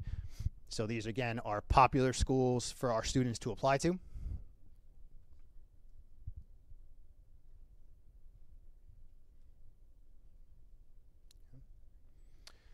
One of the things I always include in this report is just sort of a general overview of advanced placement testing, which is something that a lot of our students utilize once they get to college. And so this data represents the entire school in terms of where we ended 2018, our annual numbers in 2018. And so we had approximately 500 students who took AP exams and a total of 1,050 exams that were given last year. Based on those numbers and going back 4 years, we had 89% of our students score a 3 or higher on their exams, which is above a New Jersey average of 72 and a global average of 61%. And that's been fairly consistent across the board. Another area that we take a look at is AP Scholar Designations. Again, this is representative of the entire school.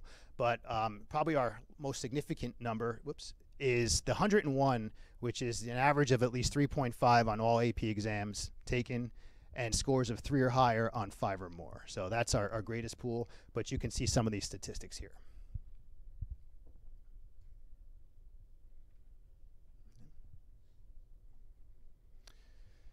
In terms of SAT, again, I took a look at Chatham, New Jersey, and global, and the mean scores on the evidence-based reading and writing, as well as the math. And we still are in fairly level from where we've been in previous years, with our mean scores of 627 and 611.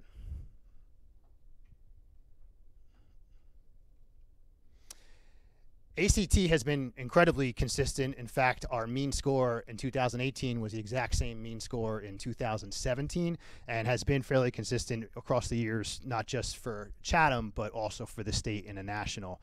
But our mean composite score was a 28.4. Second column is the state, and the orange column would be the national mean.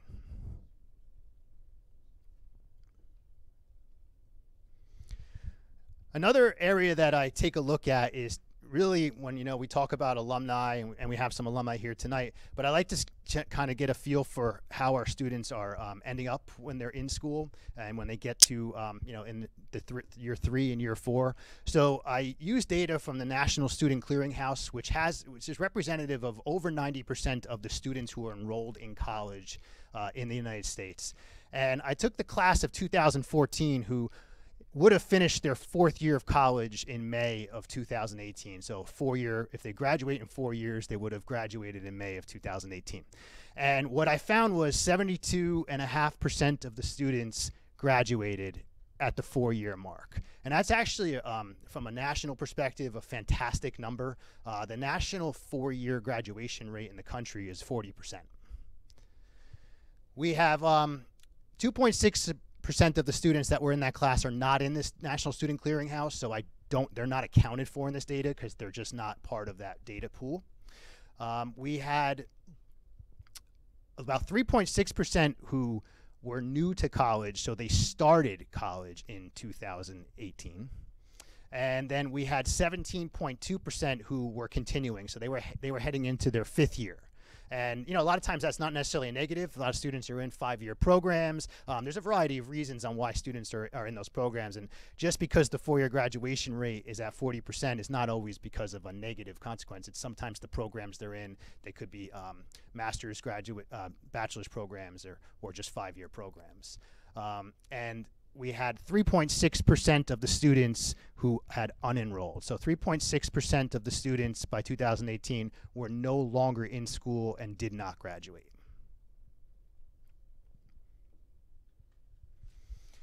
I also took a look at the class of 2016 and their status after their first year of college, and just to see the resiliency of staying in school at that point in time. And after completing their first year, entering their second year, we had over 80% who were continuing on, and we had a 3.2% of the students who unenrolled. My prediction, like in the last data set, is that 3.2 will end up coming back in at some point. And so if you look at this group in 4 years, they'll probably be enrolled, but in another school. And at the time of this capture, they were not enrolled. And so that's just a little bit about the resiliency of the students, maintaining their education moving forward. One of the areas that I also took a look at is, and when I first did this report a couple years ago, it surprised me at first, but then when I thought about it, it makes sense. This is schools that have the most number of Chatham High School students attending since 2010. And County College of Morris tops that list. And if you look at my data I presented going back multiple years, if it's 2 or 3% of the senior class, we're talking 8, 9 kids that 2-year. Most of our 2-year students do go to County College of Morris. So if you have 8 or 9 kids matriculating there every year, it's going to give you a total of 90 at the end of 8 years or so. And then you can see Villanova, Penn State, Rutgers going down the line. Those have been the most popular schools since 2010, with a number of our students actually attending.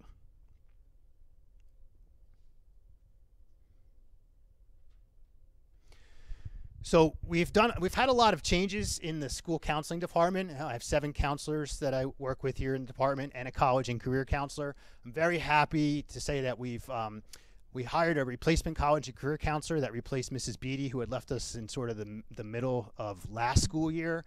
And we've really been able to do some wonderful things with Mrs. Slate. She's really been a great asset to the group.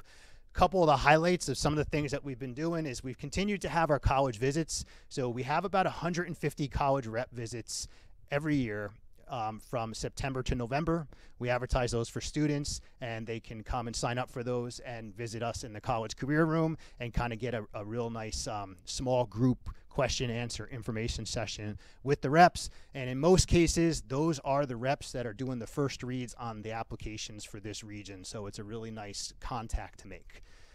We also push in to senior classes in PE and health and take the students there through linking their Naviance accounts with their Common App and signing off on the FERPA to make sure they have a really clear understanding of how that works, how to add schools to their list, so that when they go to their senior conference with their counselor, they have some of that logistical pieces taken care of, and then the conference itself could be less about those procedural things and more about the nuances of that individual's needs and experiences.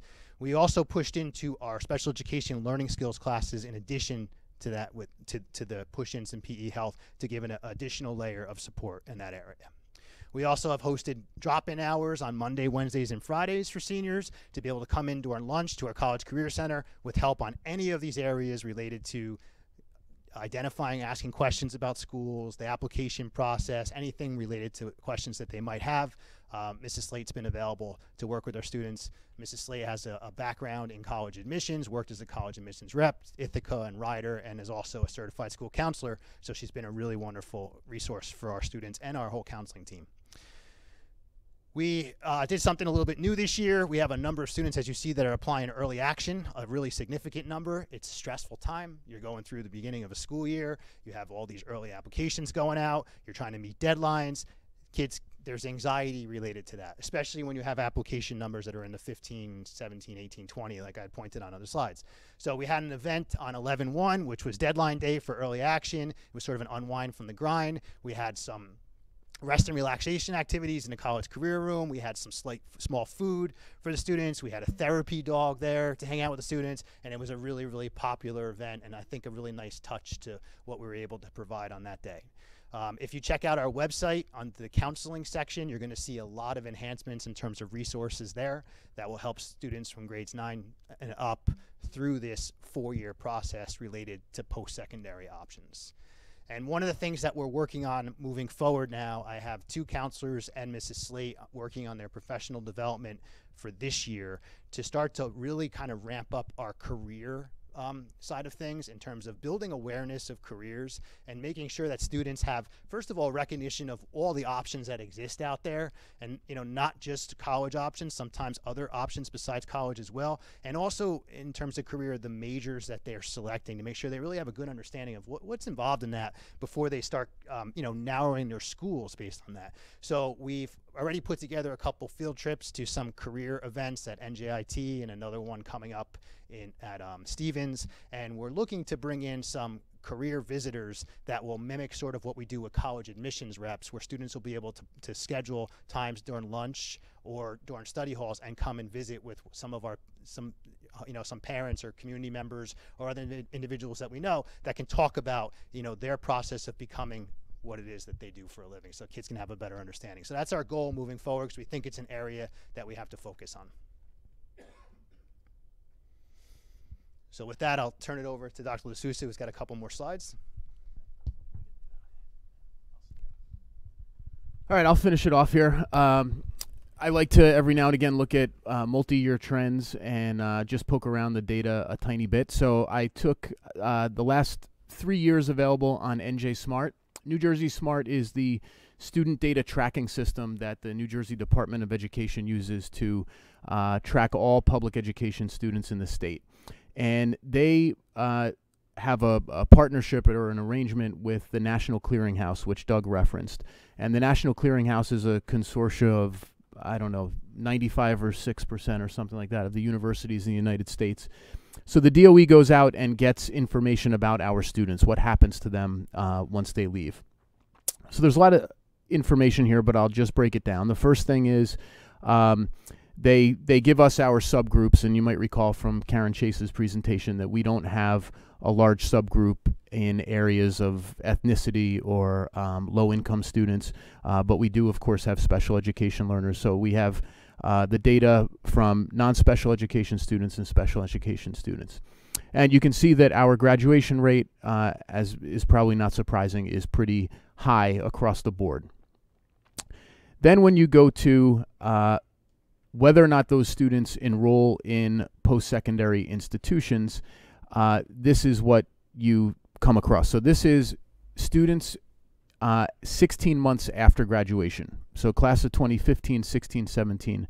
Were they enrolled in a post-secondary program 16 months beyond graduation? And this is a relatively new statistic for us. The DOE did not furnish us with this until probably around 2014 or so, or 2013 maybe. So we look at it and we're curious about whether or not our students are remaining in higher ed. And then the DOE tells us if they are, of those students who did go on and remain in higher education of some kind, were they in 4-year institutions or 2-year institutions? And you can see here, as Doug was pointing out, that the vast majority of our kids enroll in 4-year schools and then stay there at least for 16 months. And then Doug's tracking now whether or not they're graduating, which is something we have not really been able to look at before. I also go back and look at different cohorts of students. So these are the most recent graduates that we've had, 2016, 2017, 2018. And I kind of look at what they are, since we know that about 98, 99% of our students graduate. When you group them all together, what are they doing? Are they going to 4-year schools? Are they going to 2-year schools? And you've all heard me say CCM is an absolutely terrific place, one of the best values around, or are they choosing to do something else? So this is what the last 3 years of special education cohorts look like, and this is the spread of institutions that they are matriculating to based on what they tell us in Naviance before they graduate. So you can see there's a kind of almost a bell curve there with these students. I've also been the last bunch of years looking at basic skills students. So we don't have a basic skills program here at the high school, but we do at the middle school. So I've looked back for each of these classes at students who, when they were in 7th grade, if they were in a basic skills course in either mathematics or English language arts. And as you can see, if you go back, and of course these are students who were in 7th grade in Chatham and then graduated when they, or finished through all the way with Chatham. So 90% of the students who graduated last year, 17, 18, who had been in a basic skills class in 7th grade, went on to 4-year schools, 6% on to 2-year, and 4% went another way. And when you look at their distribution of schools, you also see what Doug was pointing out on multiple slides, is that there's a variety of schools to which they are matriculating. I, just for fun, since I knew Miss Winters would be here tonight, just took a look at kids who just graduated, class 2018, back when they were in 8th grade 4 years ago, the students who were in a regular math class. So 6th grade is the first year we start to, or we have been dispersing students into either an honors level or a regular level, and we only do that in mathematics. So I thought I'd look at what are the regular mathematics students who were in 8th grade. What are they doing when they graduate 4 years later? And on that count, 98% of those students ended up attending a 4-year school. 1% went to 2-year, and 2% did something else. And this is the spread, interestingly, about what kind of schools these students are heading to. So even though they weren't in an honors level course in mathematics in 8th grade, I misspoke before, I was talking about 6th grade, but 8th grade regular math, this is where they wind up by the time they graduate the high school. And then lastly, since we spoke about ELA earlier this fall, and I'm going to ask Sean Devine, one of our administrators, to come when we return in 2019 to talk a little bit more about ELA. I just looked at the kids who graduated just now in 2018, those students who failed ELA 9. And we had a fair number that did not pass ELA 9 when they were in 9th grade, which now is a graduation requirement, essentially, or at least to take it is a graduation requirement.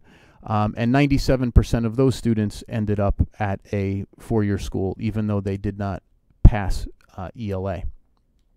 And these are the kinds of schools that those students wound up in, even though they weren't able to pass the 9th grade ELA class. No. So in a future presentation, I will show you the students who failed and the number of them, the students who passed and the number of them, and the students who didn't take it all and the number of them, and where they ended up. So when we expound upon Park in February or so, we'll get into that. So that's the quick rundown. I'd like to ask now, if I could, our 3 esteemed guests to maybe come over to this table. And you guys are going to have to share a microphone. You can pass it back and forth between one another. Yes, that was Park ELA 9. Students who failed Park ELA 9, not our 9th grade English class.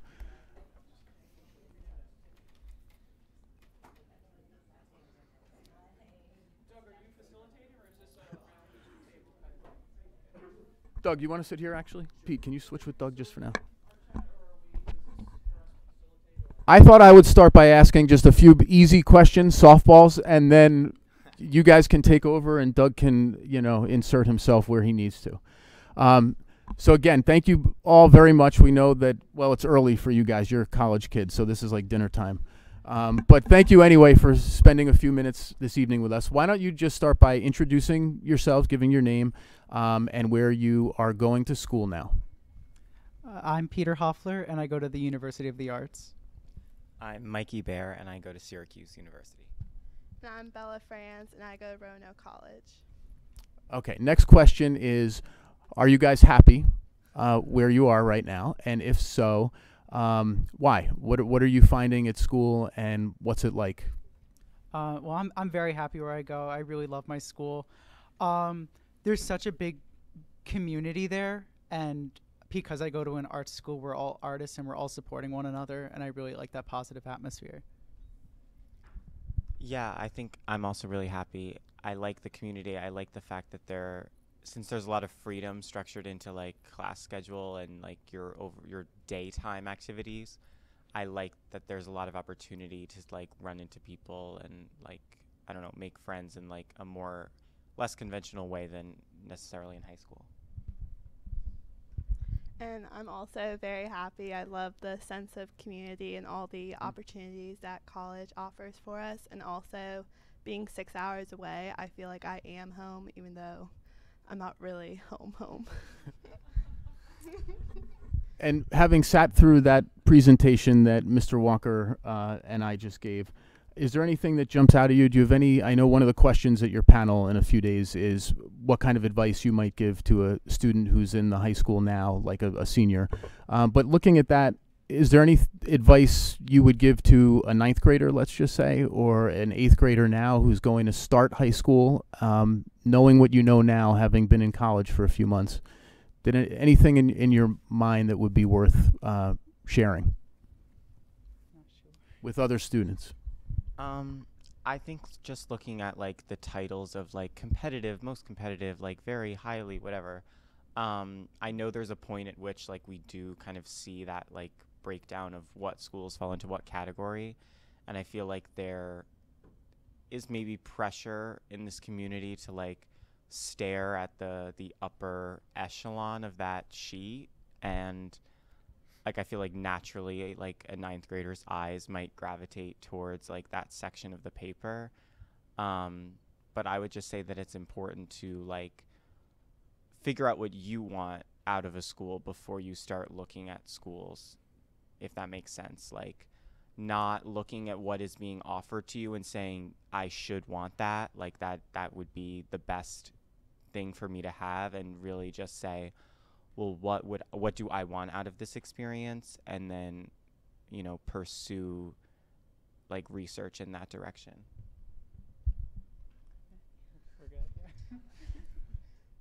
Doug, do you have any?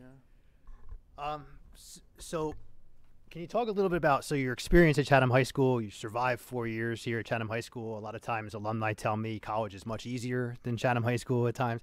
You know, can you talk a little bit about how has this school prepared you well for where you're at now? How do you feel amongst your peers at the university? Do you feel like you're well prepared where you are? Yeah, I definitely think Chatham High School helped me with my motivation to get my work done. I think the amount of assignments I've had and like having to push through them all really helps, and I see it in my college work, having to get all of my work done. So I think like the effectiveness of motivating yourself to keep working and to have that drive, I think really helped. I think also in terms of like writing or like language or English classes, that was something that coming from Chatham was extremely helpful. Like I see friends of mine that don't even necessarily know where to start when it comes to like writing an essay or something like that.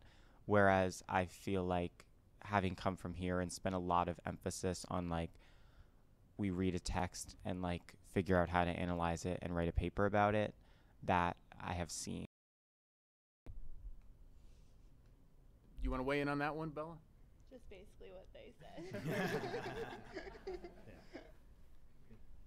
Yes, please Sure. do. Peter, just remind me, I stalked both of you for your performing arts, so apologize if I'm huge fans. And Bella, of course, I've been stalking you since nursery school, so I know all of you very well. Peter, remind me, did you move into the district partway through, or have you been here the whole time? I've been here since kindergarten. Okay, and that's for all of you, correct? No, Mikey. Like 7th grade. 7th grade, okay. My question then is, and I'm going to point to Bella, all of you can answer it, but I'm going to pick on Bella. Is there anything your father could have done differently to prepare you? Is there something that you felt that you missed? He was a former Board of Ed member, Phil Franz, great guy. I wanted to tease him, but is there anything that maybe you thought, like 10 years ago, kids would come back and say, you know what, I didn't get enough computer science. Well, we've changed that. Is there something that you found, and I know you've only been there a few months, is there something, gosh, I wish they had offered you know, something else? Is there something that, you know, we kind of missed out on? I think mostly focusing in like the English department, just having like a grammar class, because I don't know about like with Mikey or Peter, but with some of my essay papers I've gotten back, a lot of the corrections my professors had pointed on was just my grammar. So I think like if the Chatham like English department focused more, not necessarily like on our writing, but also with the grammar side of it, I think it would be very beneficial. Okay, excellent. That was clearly Phil's fault. Peter? Yeah, actually, that's a really good one because same thing with me. Like when I write papers, a lot of my issues that my professors notice is grammar and structure. And I think not necessarily having a separate class, but integrating it more into the standard English classes besides just analyzing and writing, but also understanding grammar and sentence structure, because especially with like standardized testing, we have to study that. And I think learning that in high school, or not learning it, but like improving on it and practicing it in high school a lot more can help with standardized testing and with writing papers in the future. Okay, great. Mikey, what do you think? I think not even necessarily that's something that I have needed going into college, but something that I've noticed of like other people at college. For people pursuing music as a career, like performance, which is not me, there should be, or I think it would be nice if there was like a music theory class or something like that approached music from a more academic side, because I see a lot of my friends that are in performance, like they felt stifled in high school because there's kind of nowhere to start in that regard. But then once you get to college, it's like, okay, if you're pursuing performance, there's not only performing classes, you're required to be in an ensemble, like you're taking more intensive like music classes about learning like just the more technical side of it. And since obviously here there's just more of an emphasis on like either like playing an instrument, not playing an instrument, singing, not playing an, like not singing, whatever. I think that could be maybe reassuring for kids that are looking to pursue music, because if they have like a history in high school, I think they'd be like I don't know, reassured having that like under their belt. Excellent. Yeah, because I'm a musical theater major, so that is actually something I kind of forgot about, because there is a music theory course here, and I was going to take it my senior year, but it conflicted with another class, and it was the only time it met the entire year, so I couldn't take it. Got it. I definitely agree with that. For me personally, like music theory is definitely something I wish I had more knowledge of going into my major.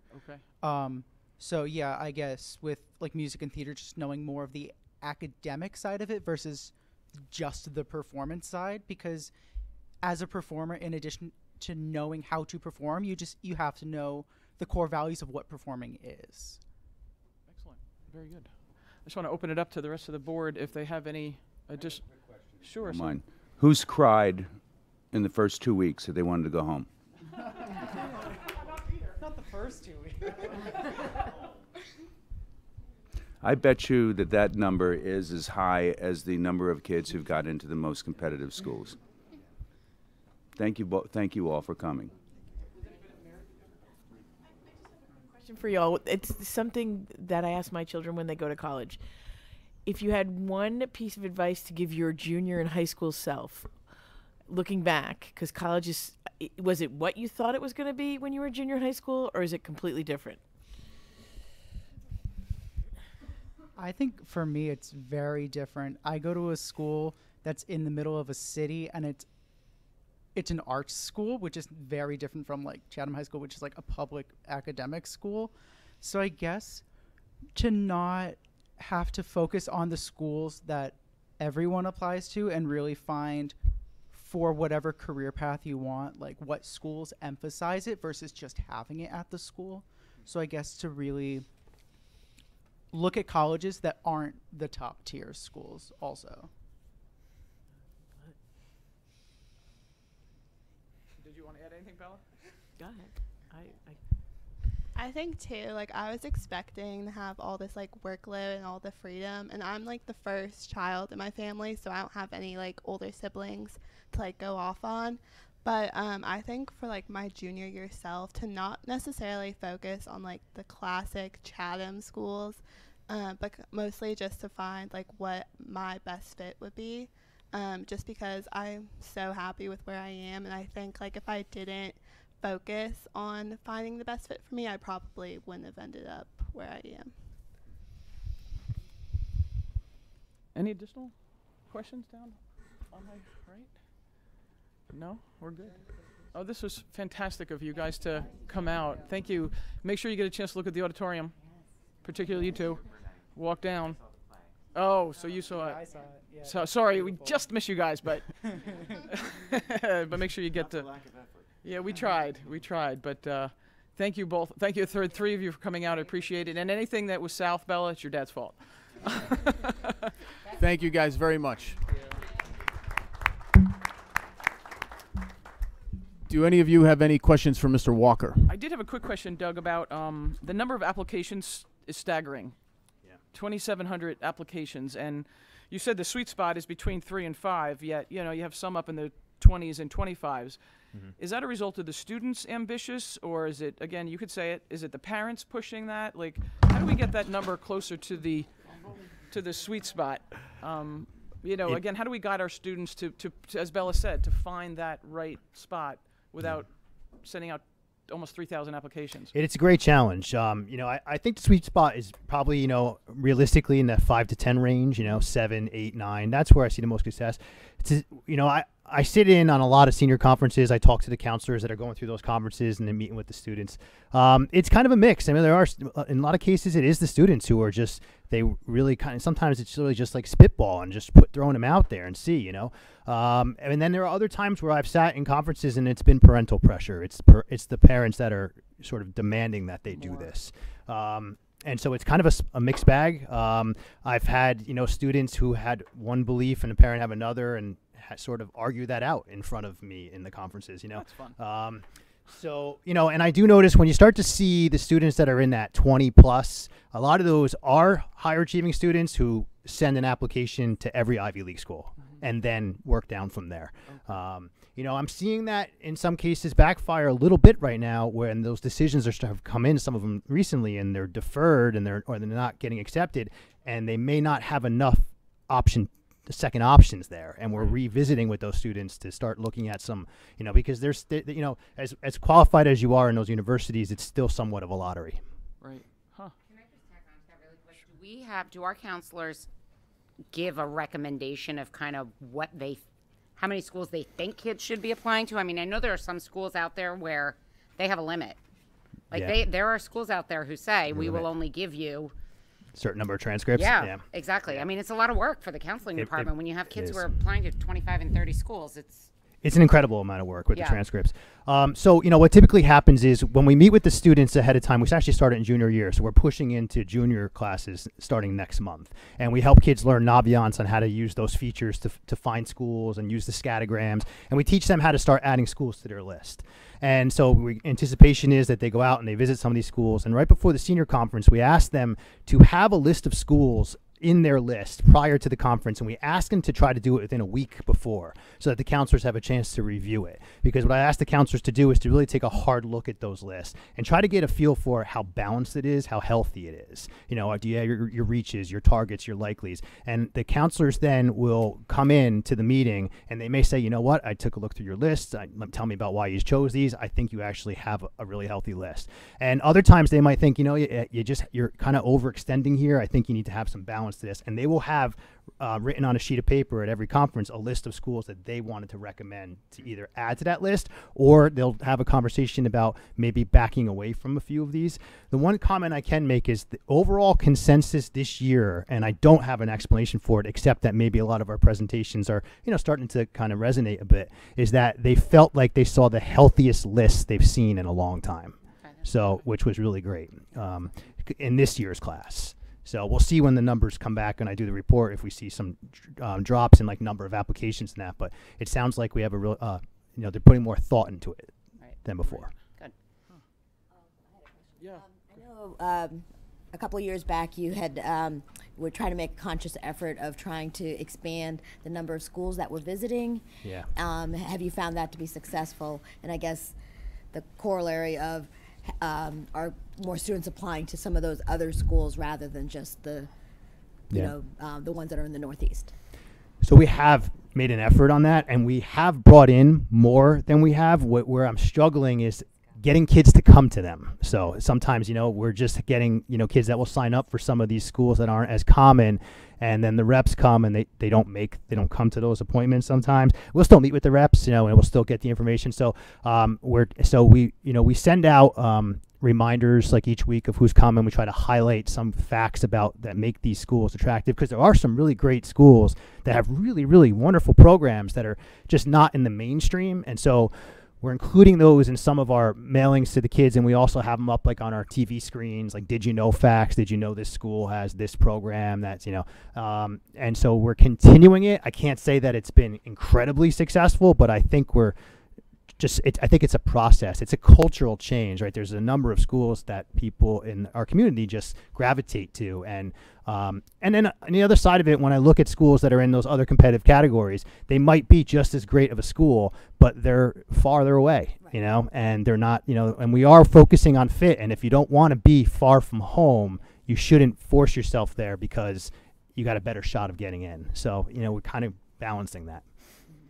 One thing, I appreciate the effort to be looking at the career side and bringing in different aspects of that for our students. I think we need to look out for all the interests of all our students. And I was recently in the office and saw the presentation on the screen. They're linked to career fairs, to different things, but in addition to schools, like one of these schools stood out to me that I had never heard of, but all the opportunities and really unique majors that they offered in conjunction with other schools. And you know, I have one daughter who's a senior now, kind of that ship has sailed, but I have a son who's a freshman. I'm like, I really need to look at some of this, because and that this school was close by. So I think if we need to get information to parents as well as to kids, because sometimes the kids will not communicate with the parents. And I watched that for about 10 minutes, and it's very well done and very informative. So thank you for doing that. And that presentation on our high school website, under the counseling link in the front, where the news and announcements, you can view, that's a live stream of that presentation. It's very well done. Thank you. It will be after this evening, yeah.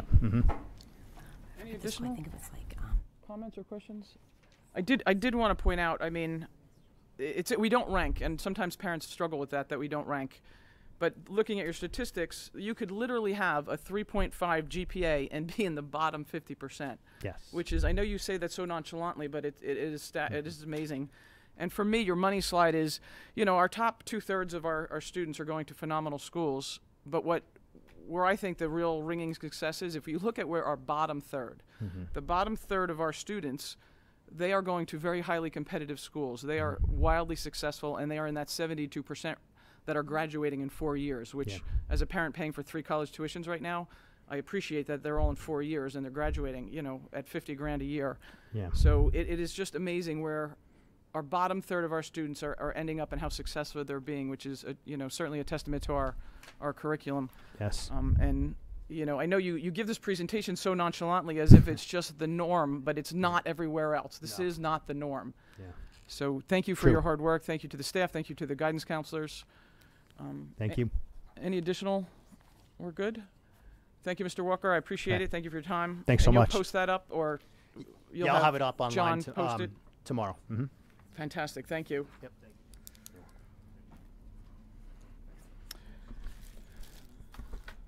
I don't have any watermelon.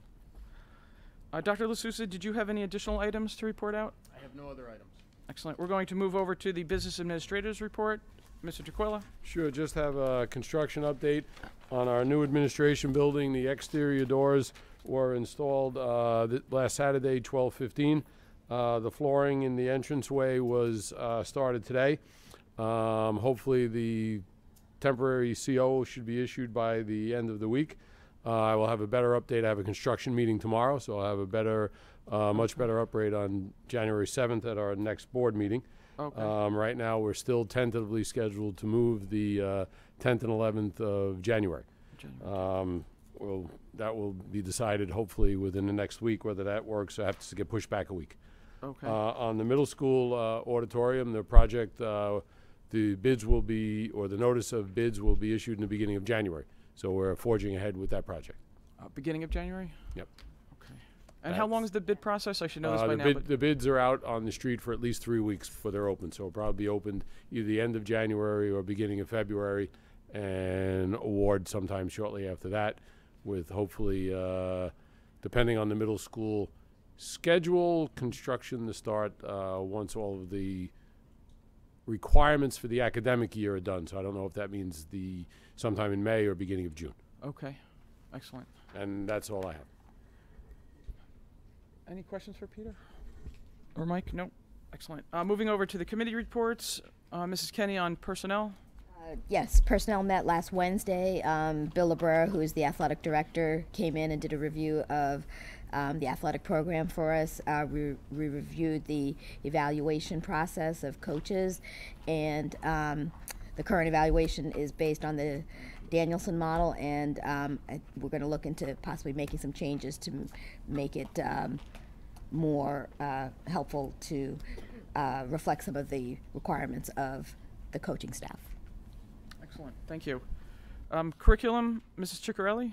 Yeah, we had an open curriculum meeting just prior to this meeting where our directors of both math and STEM, effectively, gave fabulous presentations, which will, I believe, also be on the website, hopefully tomorrow or in the next few days. Yes.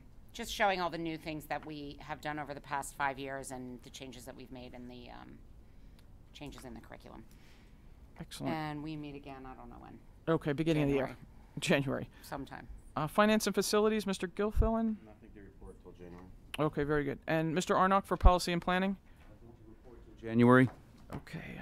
Jumping through the liaison reports, Chatham Borough, I do not have anything to report. Township, Ms. Clark? Nothing to report. Boosters, they haven't met, right, Ann? They have not. And then performing arts, Mr. Arnott? Yeah, sure. We're finishing up the holiday concerts season in all the schools. We're finishing up this week with Southern Boulevard. Some of our cast members are going to be visiting Lafayette and the middle school to perform for the underclassmen, the different ensembles, and that's always a great treat because it gives the younger kids something to aspire to. Last week, the cast was selected for the spring musical, which is The Hunchback of Notre Dame. Notre Dame or Notre Dame? Anyone? Congrats to all the students who worked tirelessly on their auditions. And finally, congratulations to Julia Raskin on the flute, Serena DiDio on clarinet, and Grace Lambrianakis on clarinet, as they've been selected to the North Jersey Area Band. Excellent. Thank you, Sal. And then Chatham Recreation, Mr. Gilfillan? Nothing to report. And I know. Sorry, Lotta. Education Foundation. I lost my place. That's okay. I would have circled back. Chatham Education Foundation raised close to $8,000 in the teacher tribute that they over the last couple of weeks. And I just wanted to just also say, anyone who did not come to the open curriculum meeting, if they could watch, I would encourage everyone to watch the presentation that was made earlier in the meeting.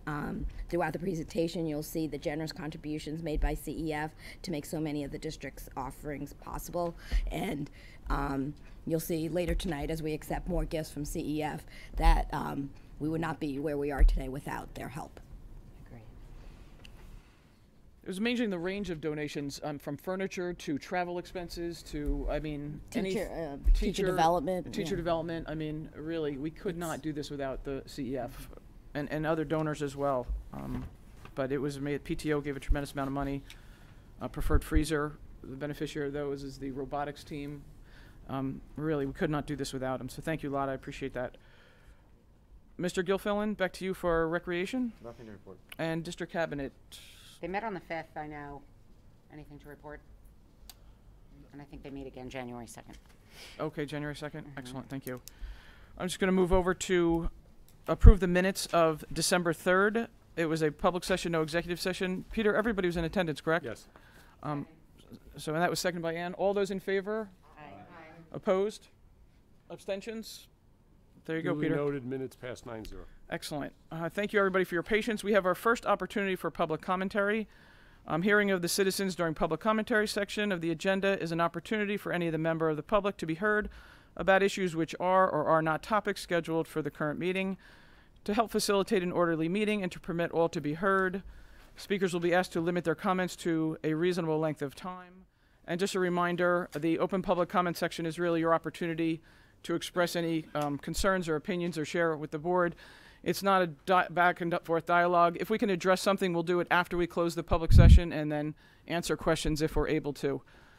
If we're not, there's certain things we obviously can't, we can't comment on things like litigation or personnel or confidential student matters, but where we can, we will try to.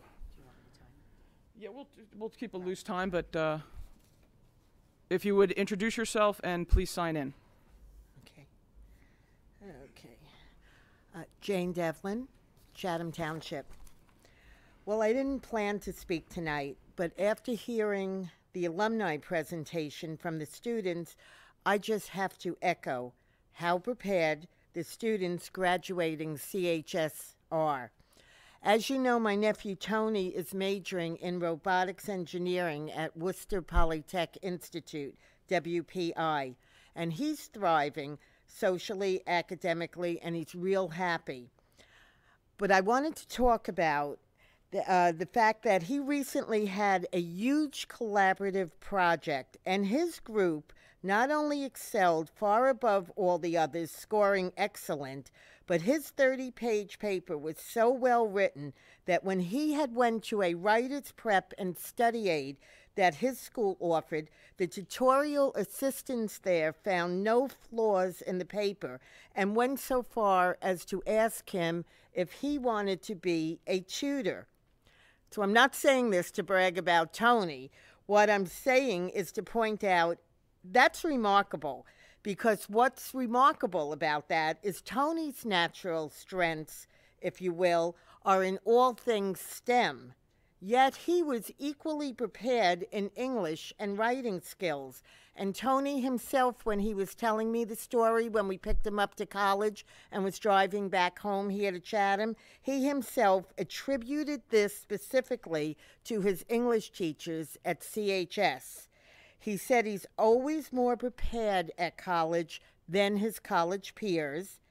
And additionally, he not only attributed this success in writing and English to his CHS teachers, but he recalled as far back as Southern Boulevard and Lafayette being taught ELA and writing skills and the different journals and things they used to do. And he specifically mentioned a teacher, Miss Erin Calais. I also want to comment that he's continuing his band pursuits at college, and that was fostered all these years by Mr. Brian Conte. So I just wanted to say thank you so much to the School District of Chatham. Thank you. Go ahead. Yeah? Okay. Thank you. Don't take this off my time.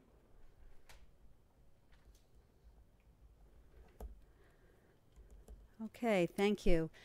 My name is Bonnie Press, and I prepped this at home with my son, and I'm coming in at 2 minutes and 40 seconds. All right.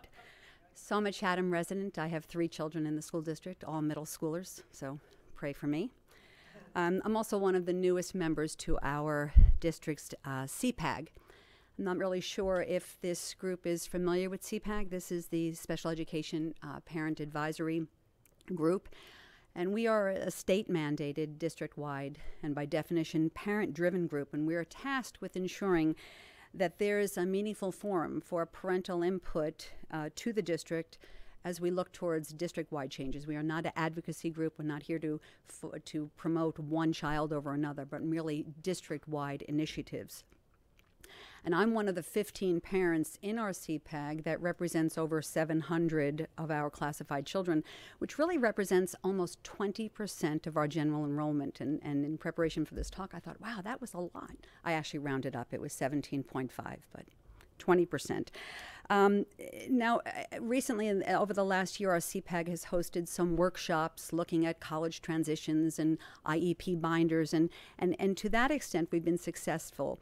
But our CPAG has been less than effective and truly ineffective in our primary charge to provide a meaningful and truly actionable input to the district.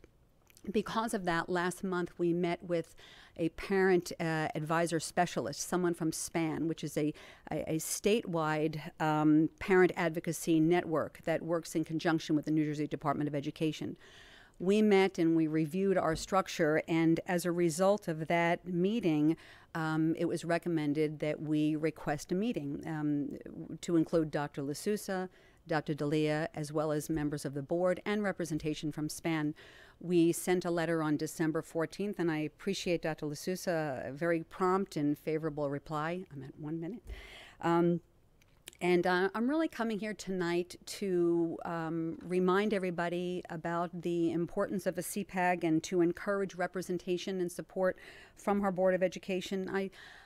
Personally, I don't come to many of these meetings. I watch some of them, and we at the CPAG really do appreciate what you do for all of the children in our district. But I think right now, our 20%, our special education students, do really require some special attention.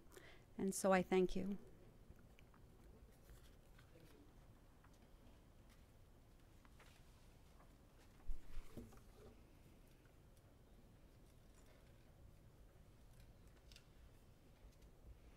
Hi there, I'm Sally Allen, representing Chatham Education Foundation and presenting this month's check to the Board of Ed for 5 furniture grants. So this was one of our 2 cycles where we look at furniture applications.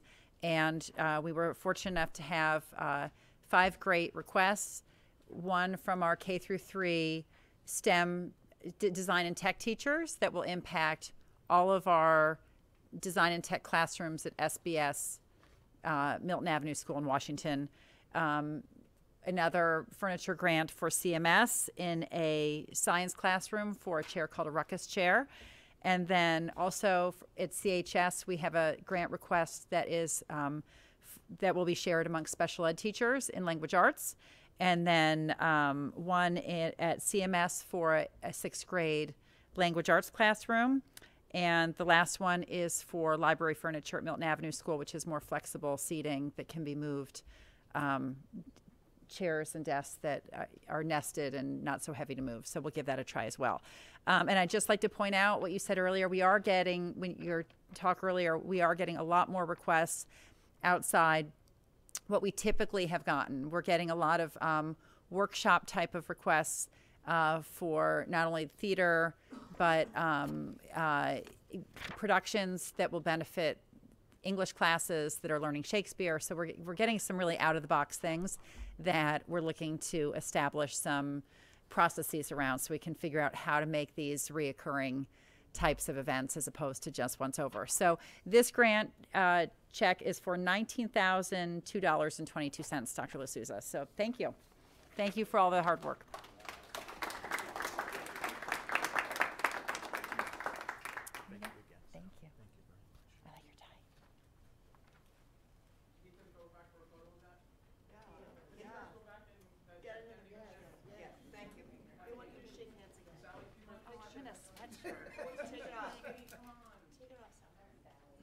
At least it has my alma mater on it. But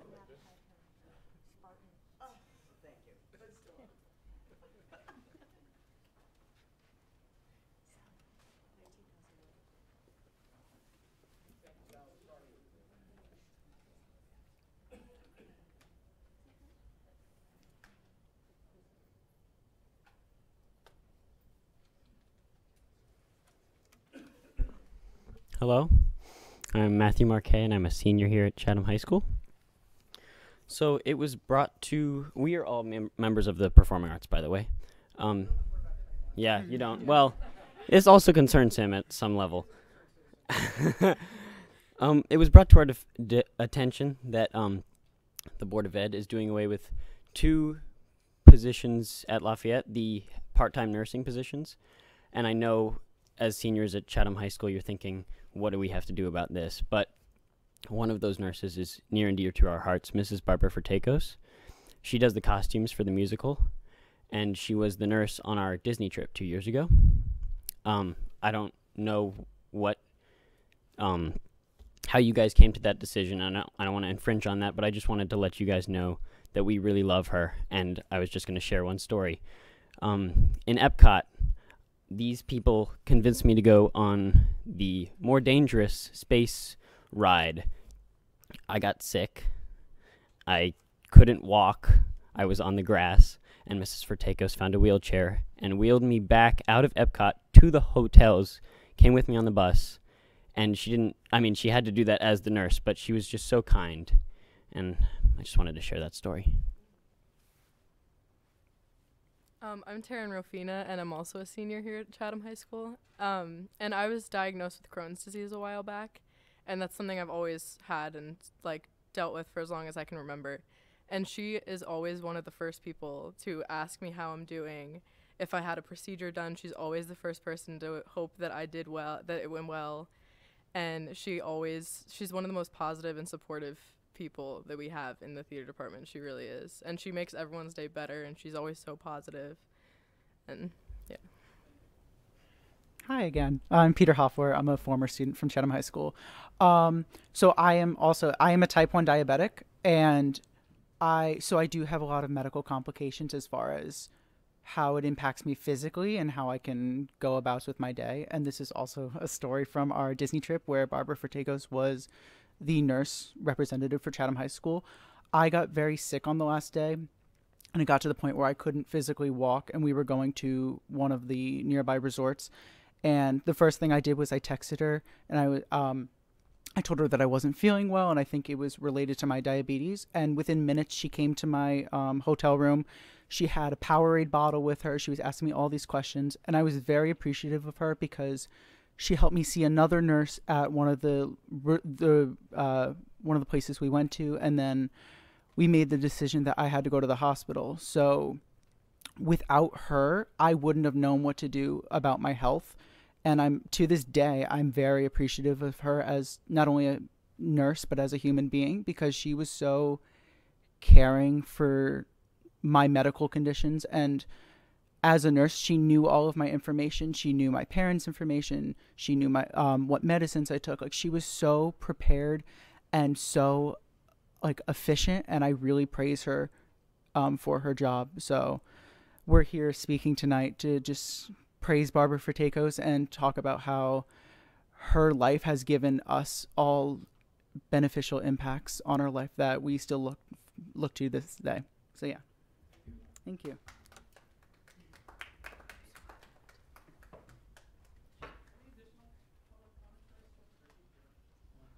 Oh, there he is.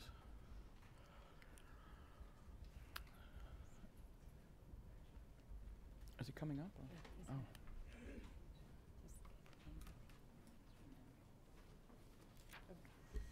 Good evening, Bill Heap, Chatham Borough. Several random comments. The first is pertains to tonight's presentation. I have said this before, but I think it bears repeating. I just retired last year as an alumni interviewer, and I did it for 35 years. I can tell you that if a student came to see me and told me that they were applying to 12 or 15 other colleges, it was very difficult for me to take that student seriously. If you can't get it done in a half a dozen applications, you really ought to try to pare it down, and I would urge parents to try and talk to their kids and make sure that they make their selections and choose them carefully. Second comment. Last meeting in my Fine Arts and Performing Arts review, I forgot to mention one of my favorite events, and that was the Chatham Film Festival. And I'm wondering if there's going to be a second film festival this year. February 20th. January 20th. Okay, I'm going to... February 20th. February 20th, all right. Yeah. I'm going to put on my beret and go to the Roberts Cinema. Tentative. Check the website. Tentative. But it's February. That was last year's flyer. Okay, what do you have for us? Still working on a date. We will get that. I went to, and it was excellent. It was really great. And last comment, I'm going to put on my JC hat now and let everybody know that on 2 o'clock on Saturday afternoon, we sold out. It was just extraordinary. December 15th, and in the 30 or so years I've been associated with the sale, I can't ever remember selling out so quickly. I don't know what it is. It's a good thing I'm not in retail because I couldn't explain it. But I would like to thank everybody involved. We had help from lots of important people and celebrities from the high school.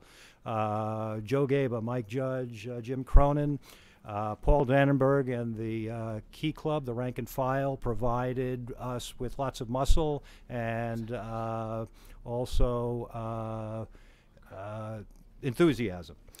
We had the Boy Scouts from Troop 28 and Troop 8 who help us set up and unload trees. We had the Girl Scouts. Well, we almost had the Girl Scouts because they were scheduled for this week and their shifts were canceled, but we do thank them anyway. And I also see Miss Weber's better half in the audience. Bob Weber was able to come in between council meetings and do several shifts. So it was a real community effort. We thank everybody involved, and everybody was extraordinarily generous. I would like to thank each and every one of you for doing a job that nobody else wants to do, and I wish you a Merry Christmas. Thank you. You too. I take offense with him. Thank you. I appreciate that. Well, I'd like to go on the record on that. I know. That, Jill's the better half, actually. We love Bob, but that's part of our, it's Bill and my love-hate relationship. I'm okay with that, Bill. I won't take offense. It's just consistent.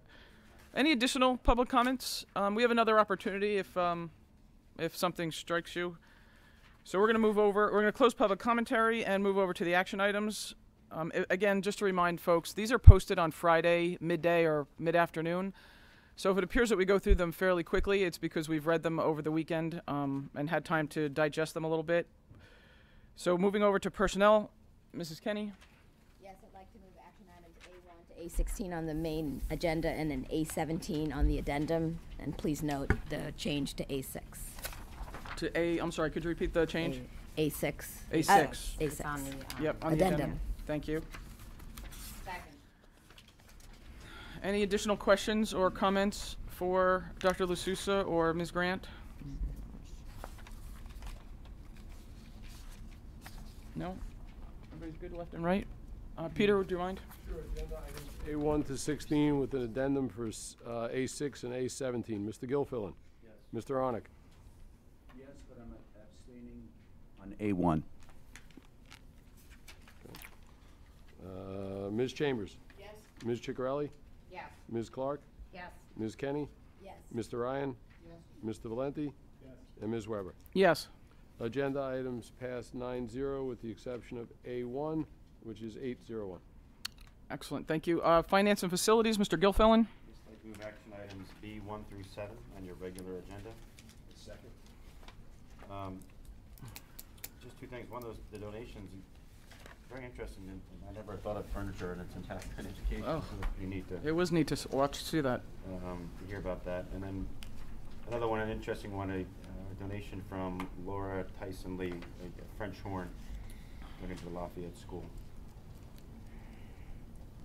We could use some better chairs here, Mike. You get a folding chair and that's it. Mike, just a quick, Mike LaSousa, just a quick question. Mr. Ryan and I were talking before the meeting on the shared services agreement. While the full agreement is not in the packet here, that can be changed, modified, dissolved, right, at any point. Generally, this is just a general concept of shared services agreement. You're not locked in for the life of the school district. No. It seems that the term of it, there's no term associated with the agreement. So potentially what we're saying is, unless we down the road somehow amend this agreement, we will be perpetually paying for a Class 3 officer, at least one, in the school system. It doesn't say anything about going back to the township committee or the borough in later years, asking them to provide some support for this.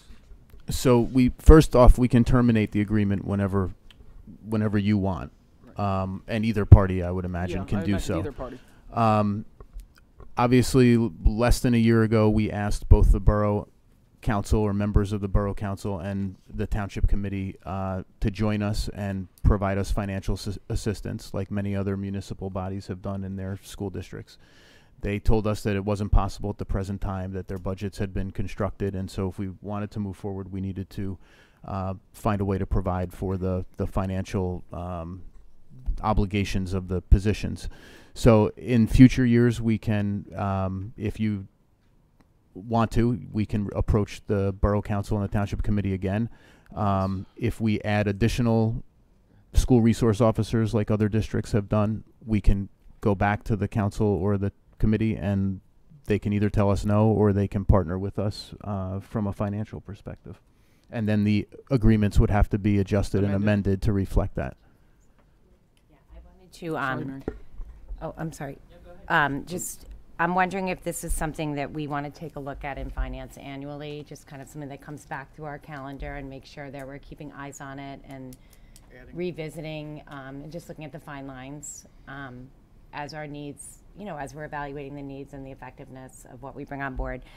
And the second thing I wanted to take a look at, obviously this shared agreement is with the township, and I know that we are not quite there yet with the borough. My hope is that if this is approved tonight, that we can move ahead with the township. I don't want us waiting. I think we made a decision to bring Class 3 officers in, and ideally it would have been better if we could kind of do it in tandem. But if we can't come to that agreement yet with the borough, I would hope that we do not wait to go ahead with the hiring process with the township to bring that individual on board. So I don't know what the philosophy is from the school, your perspective as an administrator. I think we have a commitment for safety, and waiting is not the safest option. We are going to put each officer in as soon as possible, independent of the other. Okay, thank you. And the chief in the township shared with me the job description and the posting advertisement, if you will, for the position this morning. He's ready to go as soon as you vote. And I've been communicating with the borough, and they are moving quickly and will hopefully move it in January. Okay. And then we can move full steam ahead in the borough too. Okay, great. Thank you. Mary, do you have a question? Well, I have two things. One is I do have the agreement in front of me, and it does say that the annual rate of pay shall be adopted by resolution of the Township Committee in the same manner as is adopted for other employees not covered by a collective bargaining agreement. So I guess they're going to have to take a look at it every year, and they're going to have to vote on it. And each hire. Well, I think it says on a yearly basis because they're going to do the annual rate of pay. If there's my one question that I didn't read in here, and I meant to ask you, Mike, beforehand, and I apologize, but I had brought it up before, is who is responsible for the review of the job performance? I don't see that in here. Did you talk to that about? That's the chief of police. It is a chief of police. With input from and feedback from the school district. Okay. And that would be from either me or the principal. Got it. Does anybody else have any questions on any of the finance and facilities items that Matt can answer? Okay, great. Seeing none, Ms. Peter, would you mind? Sure. Agenda items B1 through B7. Mr. Gilfillan? Yes. Mr. Arnick? Yes. Ms. Chambers? Yes. Ms. Ciccarelli? Yes. Ms. Clark? Yes. Ms. Kenny? Yes. Mr. Ryan? Yes. Mr. Valenti? Yes. And Ms. Weber? Yes. Agenda items pass 9-0. Excellent. Moving over to curriculum, Mrs. Ciccarelli. Yes, I just want to move agenda items C1 through 3 on the regular agenda for vote. 1, 2, 3. Obviously Any nothing questions we can outside talk of about. curriculum? We really can't talk about any of those. Right.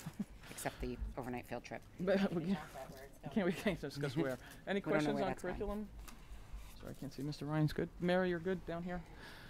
Peter, would you mind? Sure. Agenda items C1 to C3. Mr. Gilfillan? Yes.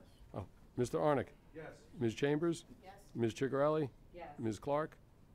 Yes. Ms. Kenny? Yes. Mr. Ryan? Yes. Mr. Valenti? Yes. And Ms. Weber? Yes. Agenda items pass 9-0. Excellent.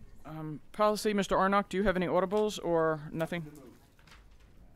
All right, excellent. Board business, anybody have anything new, old, pending? I don't know what that means. Dr. L'Souza sent a letter with a few other administrators to the state regarding relooking at the impact of the HIB legislation and the enormous strain it puts on so many in the administration. So I want to thank you for doing that, because we really need some legislative action to correct what is otherwise a well-intentioned bill. And I just wanted to just put something on everyone's radar that possibly in the next coming meetings we'll have At our last curriculum meeting, we had a presentation regarding park testing results in correlation to SAT and ACT results and other more broad-scale testing, something that I've said in this room before about just looking at the disparity between park as a graduation requirement and how our students perform on other really better norm tests. And after seeing the data really, and it will be shared, to the rest of the board, it was really telling that I think we're at a point as a school district and a high-performing district as a board that we really started thinking about possibly looking into drafting a resolution to put forth to the New Jersey Department of Education to really stake our ground and show the data that we have for our current students, for the students for the year, prior years, where these kids are shaking out on ACT, SAT, PSAT, which are they're broad scale tests. These are, when we looked at that, it was like 98%, quote me if I'm wrong, of our students would pass that graduation requirement. And these are all our students. These are our ELL students, our regular education students, our special education students. And when you look at that park and where they cut that passage rate on, it really does not match what our kids are capable of. So I would hope that as a board that we can start thinking about possibly looking at a resolution. I think once you see what we saw in our committee, you would be hard pressed to think otherwise.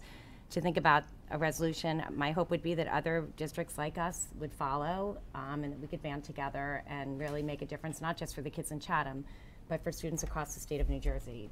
They deserve to have a very acceptable graduation required that shows rigor, like the ACT, the SAT, and the PSAT, and another testing mechanism to be able to graduate from high school.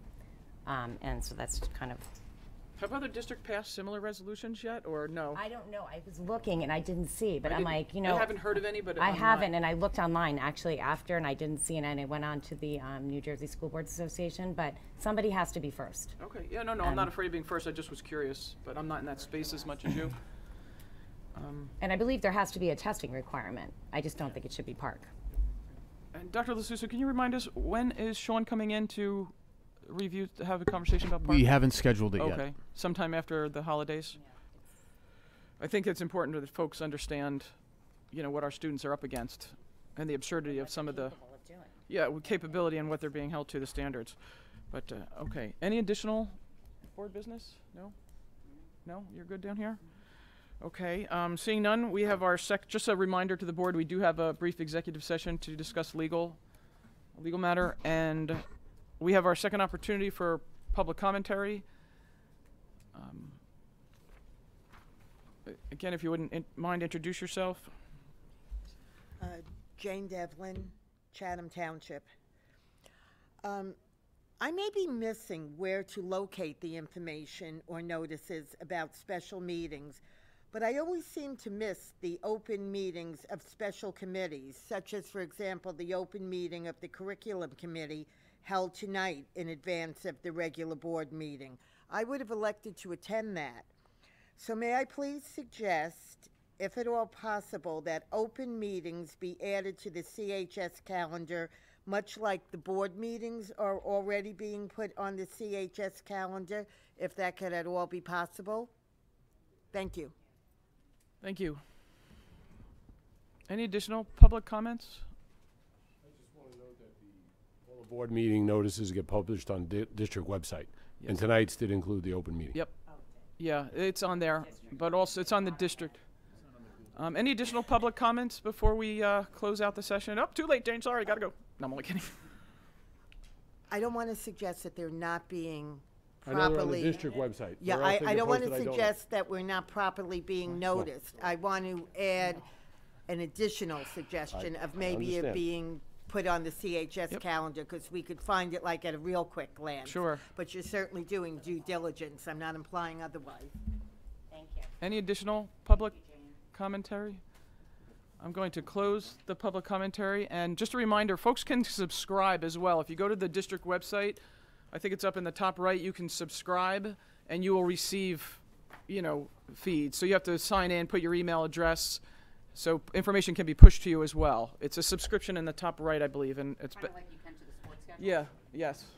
So just a reminder. So thank you, everybody. I make a motion to close the public session. Just duly note there will be no action taken. There'll be no action taken, so we're going to adjourn into executive session. No action will be taken. Thank you. Happy holidays.